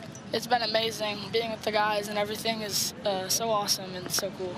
Well, hey, man, enjoy the rest of your night off. Enjoy tomorrow off. We'll see you back at the yard on Friday. Thank you, guys. Congratulations, bud. Thank you.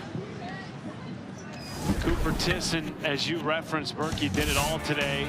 Started at shortstop, hit a bomb, drove in 2 runs, pitched, and played center field. He said he thought that was a pop-up. We didn't. Now, maybe the wind helped it a little bit. We'll give him a little grace there. But then the pitching was just electric. Fastballs in the low 70s. The breaking ball's dirty. And he retired all 3 with that spinner. Just a really unique kid, right? Not only can he really swing the bat, but then we get to see him play all over the field. Just worth the price of admission for sure. Whatever that is. Did you pay to get in here today? Matt Schumacher, Chris Burke with you. We're excited not only to see Iowa play again and Cooper Tisson, but later on tonight, let's set it up on ESPN2, 7 Eastern. It's a rematch. We've got Kentucky and Ohio playing for a trip to Williamsport. Kentucky comes in with a bunch of momentum. A late rally, a grand slam that set up a ton of late inning drama. But Ohio looks poised. They certainly looked apart. Now, you know they've got to exercise a few demons. They were here last year, undefeated in the championship game and lost. So, you know they're thinking about it, but it's a very talented team. Kentucky's got their hands full tonight. We look forward to that one. It's at 7 Eastern on ESPN2. Winner wins the championship and advances to Williamsport. Cooper Tisson has Williamsport on his mind. Northwest Davenport made it 21 years ago. Can they do it again in 2026? They'll have a shot on Friday. For Chris Burke, Matt Schumacher, we'll talk to you from the diamond again in about an hour.